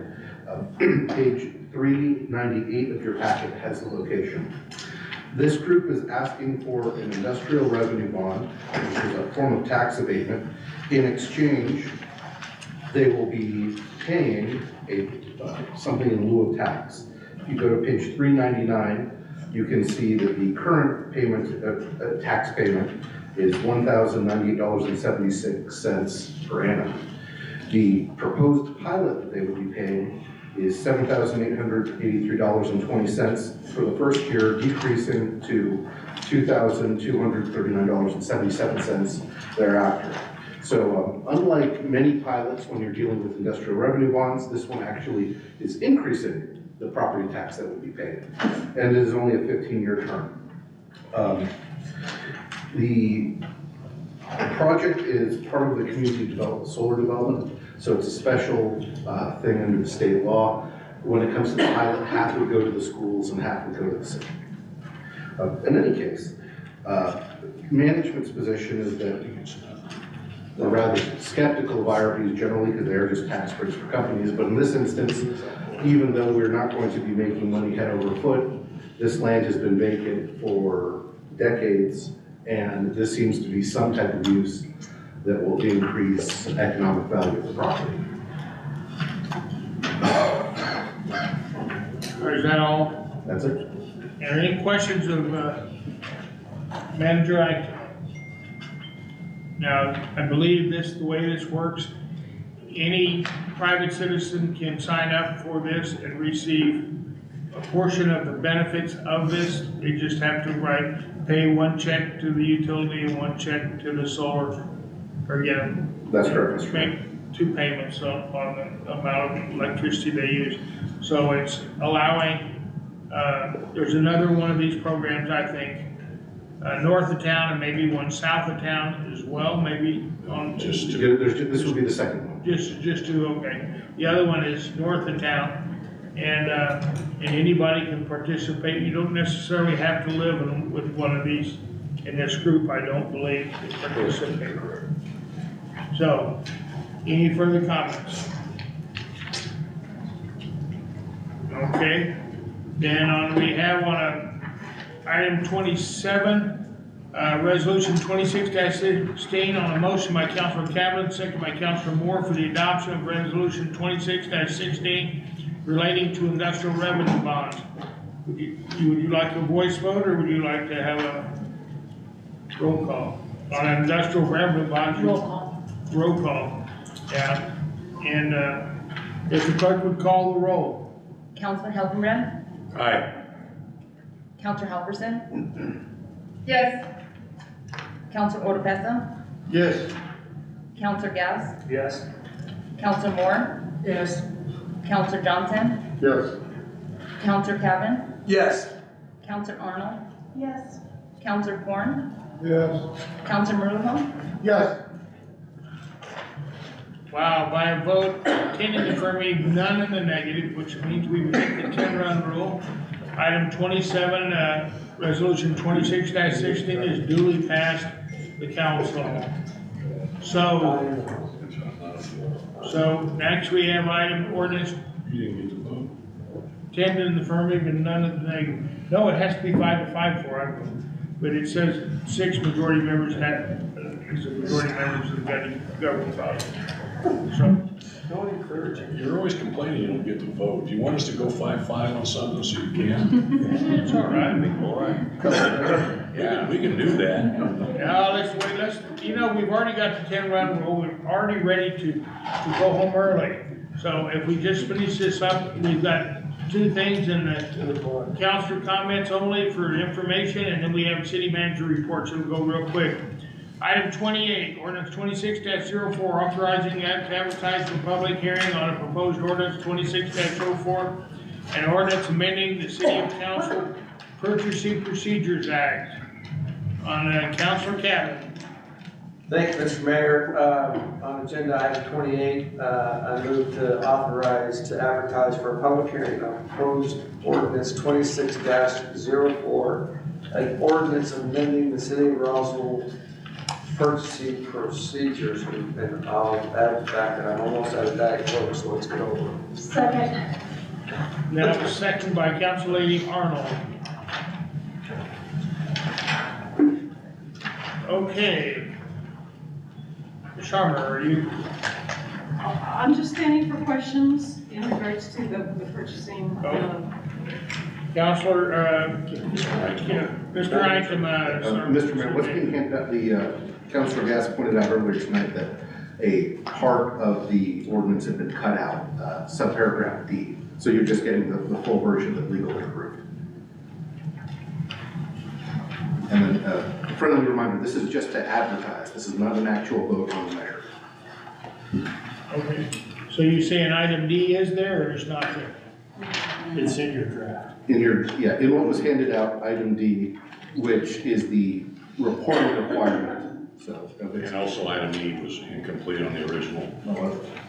That is complete on this one as well. Okay, so this is merely to bring the ordinance forward for discussion so we can pass something, whatever, still plenty of time. So, is there any further comments? Mr. Mayor. Councilor Hildebrand. I said that once, that's pretty good. When we had this drafted up last October. Go ahead, Daddy, go ahead. When we drafted this ordinance up last October, these items were on there.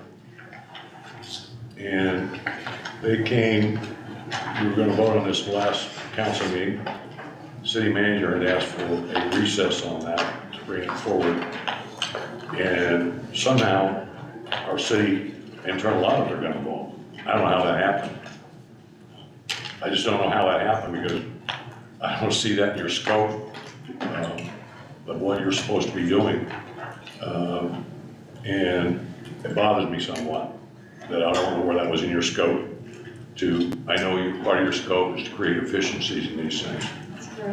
But the other thing, and we can talk about it next meeting when this comes forward, is this doesn't address line item movements which we discussed at legal committee. So what this allows is for council not to know of expenditures. If it's in the budget, but we will not know of expenditures of unless they're over $250,000, correct? That's what this is saying. That it will not go forward for approval by the council.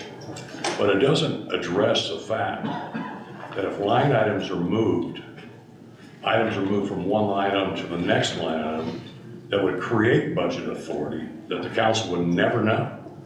It's never reported to us. Line item adjustments are never reported to this council. And so therefore, we need to have some kind of reporting mechanism that is disclosure to the council and the community when these line item adjustments are made. And we don't have it.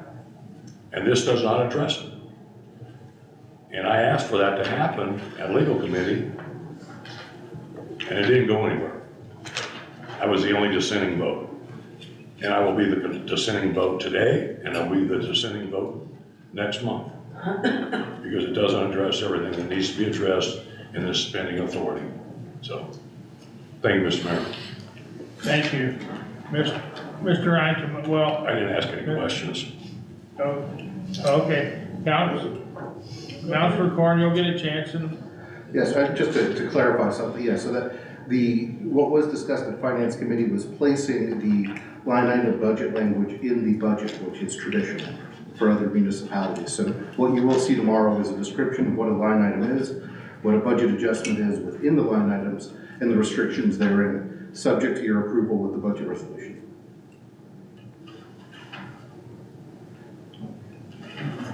Okay, Councilor Corn, you were on. Thank you, Mr. Mayor. We've had several discussions at tonight's meeting of changes we need to make in our procurement code.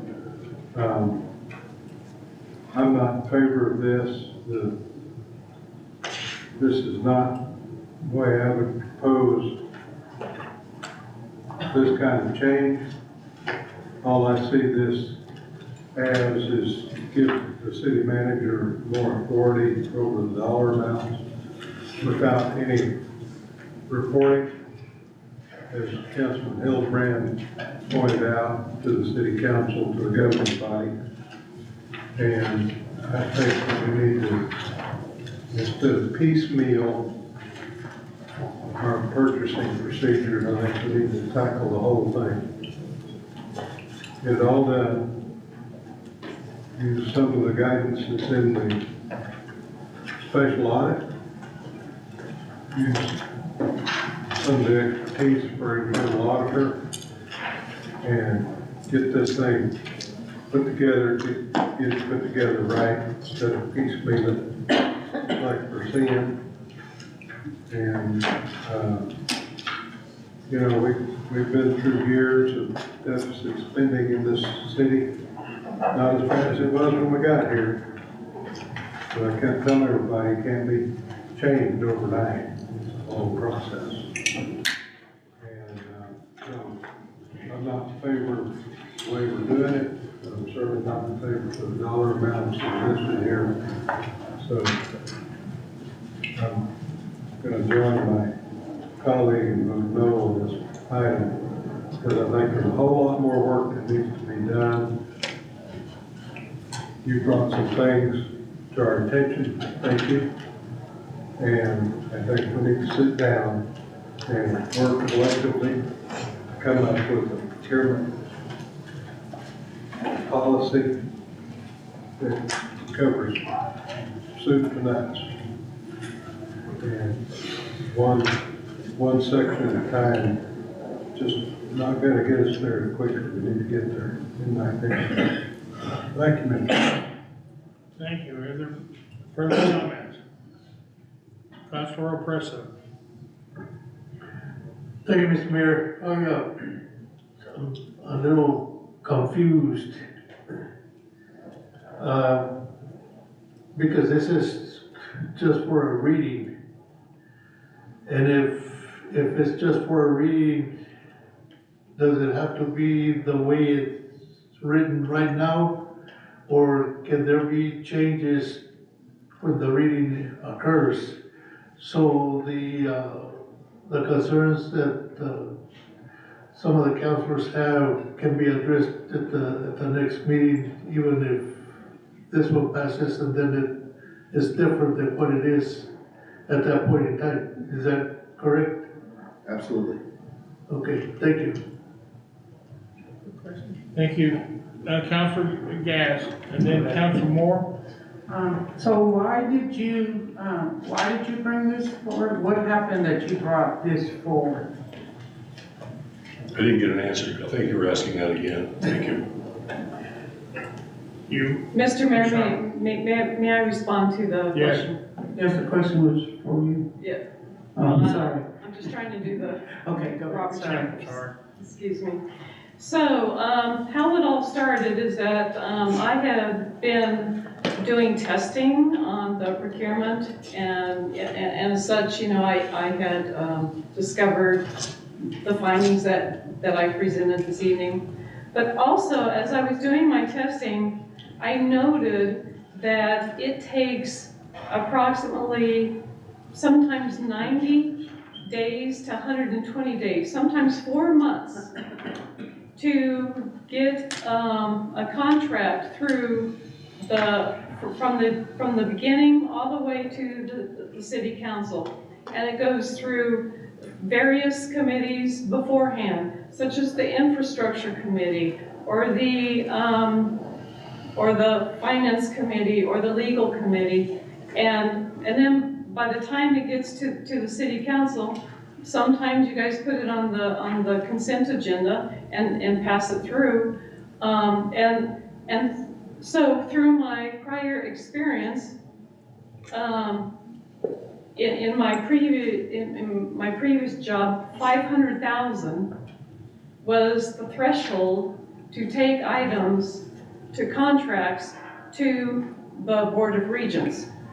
So my thought process is for efficiency, and efficiency is a part of the internal auditing scope, is to identify those particular items. I first identified it when I read in the Roswell Daily Record that this purchasing revision was going to be brought forward, and the threshold was going to be identified as any contract that is over 60,000.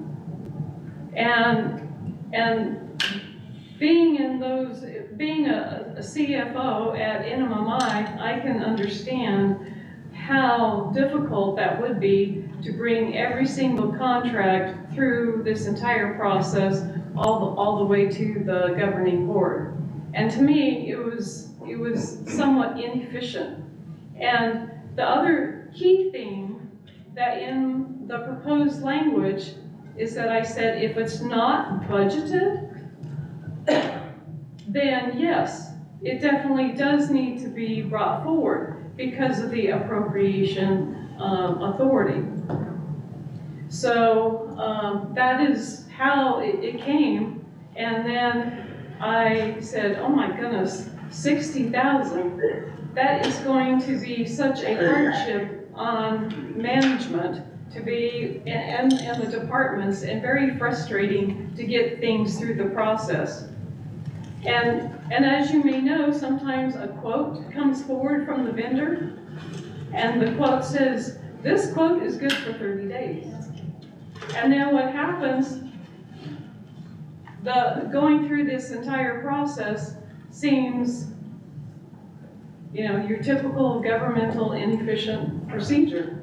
And so my proposal does not take away your transparency or your visibility of these particular items. I also put in the proposal that there would be a reporting function, and that the committee, all the way to the counselors would be reported on, here are the items over a certain amount, over 60,000, that have been purchased or have been entered into. And so it simply is just trying to create taking the handcuffs, so to speak, off of management and putting the materiality then in perspective of a multi-million-dollar budget. But again, it's key that budget needs to be, items need to be approved and in the budget. And that's one of the key items that has to happen. And if there's no budget, then those items have to come forward.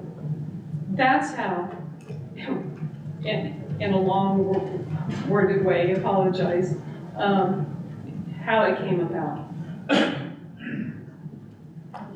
Dave, are you through? Yes, sir. There's more. Next, I have Councilor Gass and then Councilor Johnson. Councilor Gass. If we get our budget, again, we're making great strides in finance and everything else. And if we get our budget right and something is budgeted, this B says governing body approval is required for any unbudgeted or unappropriated items. So if we budget the things from 60 to 250,000 or 60 to 500,000, they're in the budget, then you don't have to come back.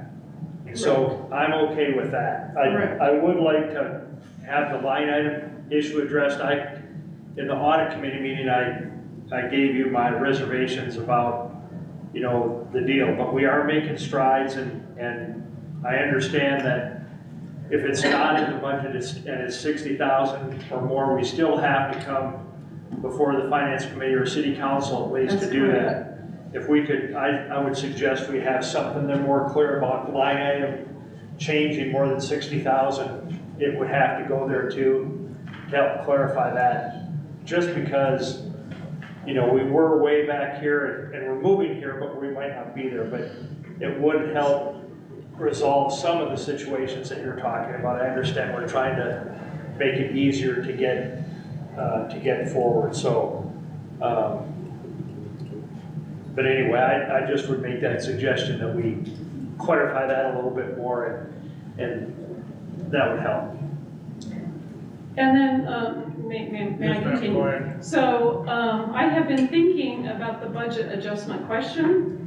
And similarly, the city of Santa Fe has this, that budget adjustments over 60,000 should be brought forward to the council. And to me, that makes sense. And then even further thinking, I'm thinking not just like a one line item 60, but if there is multiple adjustments that equal to 60, I think that they should be brought forward. And then that gives you that ability that people can't be playing these games within their budget to take a little bit here and a little bit here and a little bit here. But if it's, you know, in order to purchase something over 60,000, then without the transparency and visualization of the counselors, you know, so that is something that I've been thinking about. Then is that to me a 60,000 threshold for budget adjustments in by line item and or by total adjustments within somebody's budget. Okay, thank you, Mr. Johnson. Yeah, you know, I think it's interesting that we go to our budget meetings and we go line item by line item by line item, and then, you know, then it gets adjusted. So, you know, I would like to be brought aware of any adjustment. I mean, I can see small adjustments that are made, but it's kind of heartbreaking when we go through it and we approve it and then it all gets adjusted. That's just my take on it. And then the 60,000 threshold. You know, you made a comment. Well, the quote's expired by then. Anything over 60,000 doesn't require a quote. It should be on contract, price agreement, an RFP, ITB. So I don't know where that goes into play in that comment. But I don't know. I'm not a fan of going over 60,000. I think it's a good rule, and I think it would. And you know, if we need to sharpen up our planning. You know, we need to look at best practices on planning, getting this out in front of our counselors so we can understand all of our expenditures. I mean, that's what I felt I was elected for, was to manage budget, to look at finances, see how they're structured, see how the money's spent for the citizens of Roswell. So I like the 60,000. Thank you, Mayor. Okay. Any further comments? Seeing none. In looking at this, in my opinion, I think it's imperative, I think that we we eliminate things that drag on for months and months on this stuff. I think the council needs to know what's going on, and I think, but this is just requesting something for us to sit down and put our best brains to it, to come up with the best ideas we can, to have a representative government and have people with some flexibility to where we can proceed without audit findings and everything else. I don't like audit findings, but sometimes things get delayed so long and things get so confused you forget about who's doing what. And I think if we can just, all this does is ask us to have a meeting on procurement to come up with the best plan we can come up with that would improve the plan we have now. And that can conclude with parts from each and every person on this council, and not just a few. It's we all get together and sit down and come up with the best procurement plan we can. It's easily and understandable and works better than our last procurement items have been working, and we have something that everybody can understand and work with.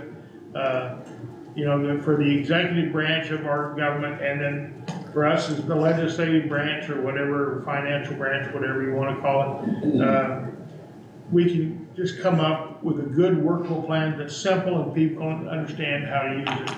So I would hope that we can go and get this bill before, whatever committee needs to see it, legal, finance, everybody, and come up with an agreement.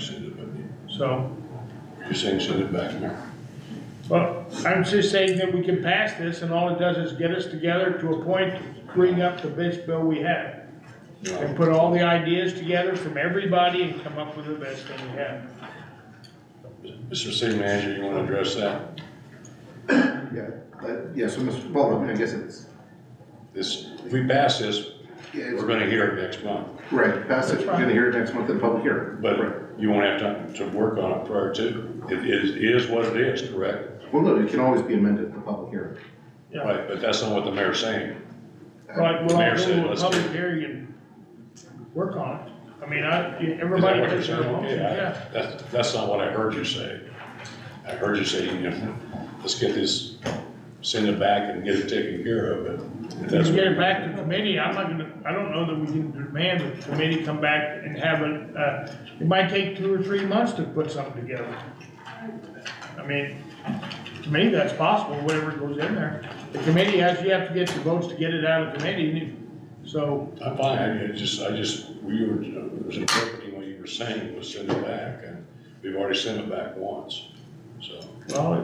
Well, the councilors need to be satisfied with it. You're the ones that took the vote to the people. I mean, you're the ones that took the oath to the citizens of Roswell. And you have to be happy with the procurement policy. That is a huge, very important policy. And so, I mean, you are, as the governing board, are in charge of policy. So make sure it is right and that you're satisfied with it. Yeah. I don't see any issue with, I mean, forgive me for saying, I don't see an issue with throwing it back to committees then and really digging deep into it and discussing it further until you are satisfied. Yeah, I just don't. I mean, my recommendation is simply that, it's a recommendation. I mean. Yeah. Respect it. Respect it. Okay, any further comments? No, I was gonna call for the question. Okay, well, seeing none, on a motion by, Councilor Cavan, seconded by Councilor Arnold. Well, the question, there's no. Huh? I know, but it's on a motion, you vote on this as the motion. The motion was for a first to approve item 28, resolution 26-4, is made by Councilor Cavan, seconded by Councilor Arnold. And that's the question on the floor now, is that we are at that point, there was no further discussion.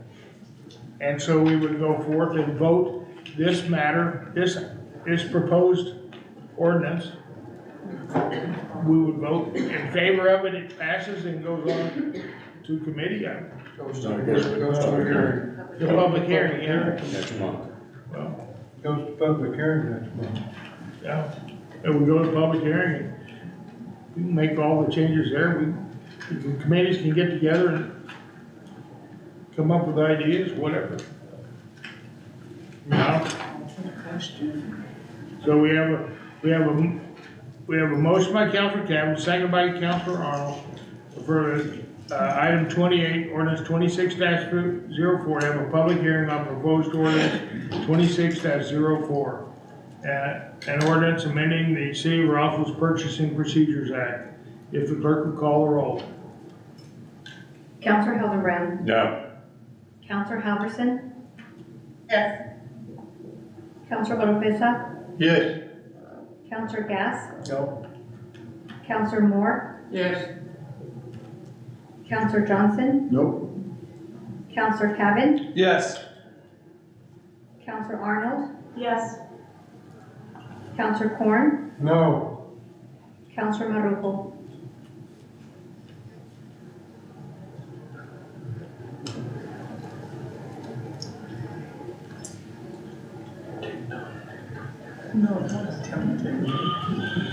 so we can be. Am I gonna get my ways? Yeah, right. No. There you go, Mayor. There you go, Mayor. All right, by a vote, the mayor votes yes by a vote of 6 in the affirmative and 5 in the negative. Item 28, ordinance 2604 will be held in public hearing with the city of Roswell. Okay, next. Complains he doesn't get to, so.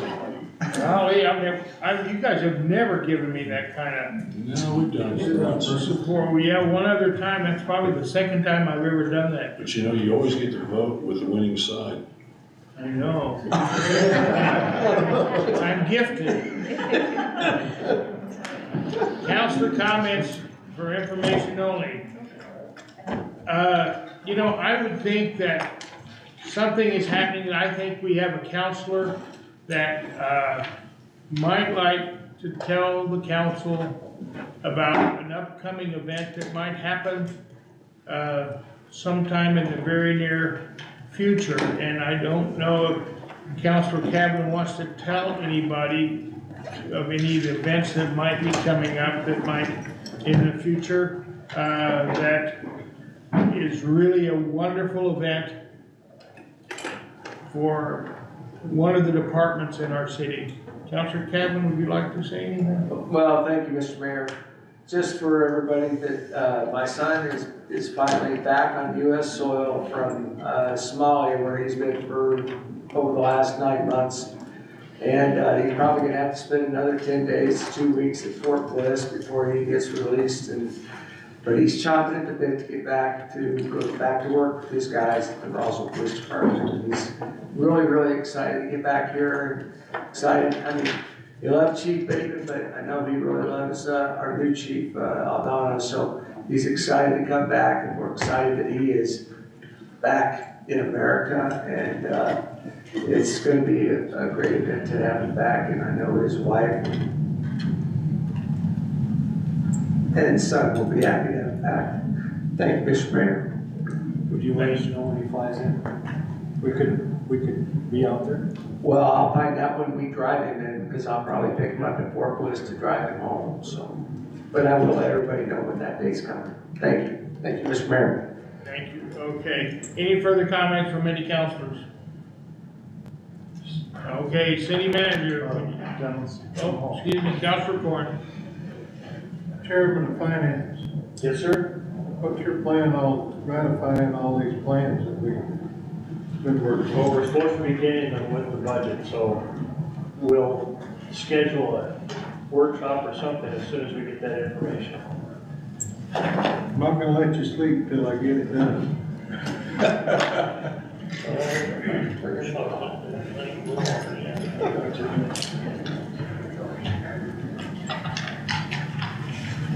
Okay, any further councilor comments? Seeing none, Mr. Manager, would you please make your report? Do not dally. Yes, and for the sake of getting this out here quicker, I just want to cover 2 other things of these administrative instructions that went out. There will be a hiring freeze beginning May 1st so that we can close the books. There will also be a PO freeze that I'll be issuing June 1st so that we can close the books. And finally, there have been significant changes to employee health care coverage. You only received that today. They will be moving away from multiple plans and they're just doing kind of a 3-tier thing. This is going to have an effect on the budget. It looks like it will be about, well, it's going up about 16%. Last year was 20%. So we feel good about it being 4% less. I think you can hear that. In any case, it's partly to mitigate this and partly to make ourselves uniform with other municipalities. Beginning July 1, all new employees will be doing an 80-20 match from the city. This is what other competitors are doing. And when I say competitors, people who poach our employees. Right now, we do this weird thing where we pay 75% of the highest plan that exists. That is, puts it, in this particular instance, the highest plan that exists only went up 14%. So it actually saves us money on this cycle, but it really puts us in an awkward position, especially because as these things move over time, 3% at 2,000 is going to become a much bigger figure than 3% at 1,000. And so you can, as inflation hits these plans over time, it functionally means that the city would be paying 100% off employment coverage based on how we've been operating. So in any case, there will be some small savings in the short term. Longer term, it leads to a more stable curve in terms of what we can anticipate paying for employee health coverage. Please expect an email tomorrow for your budgets.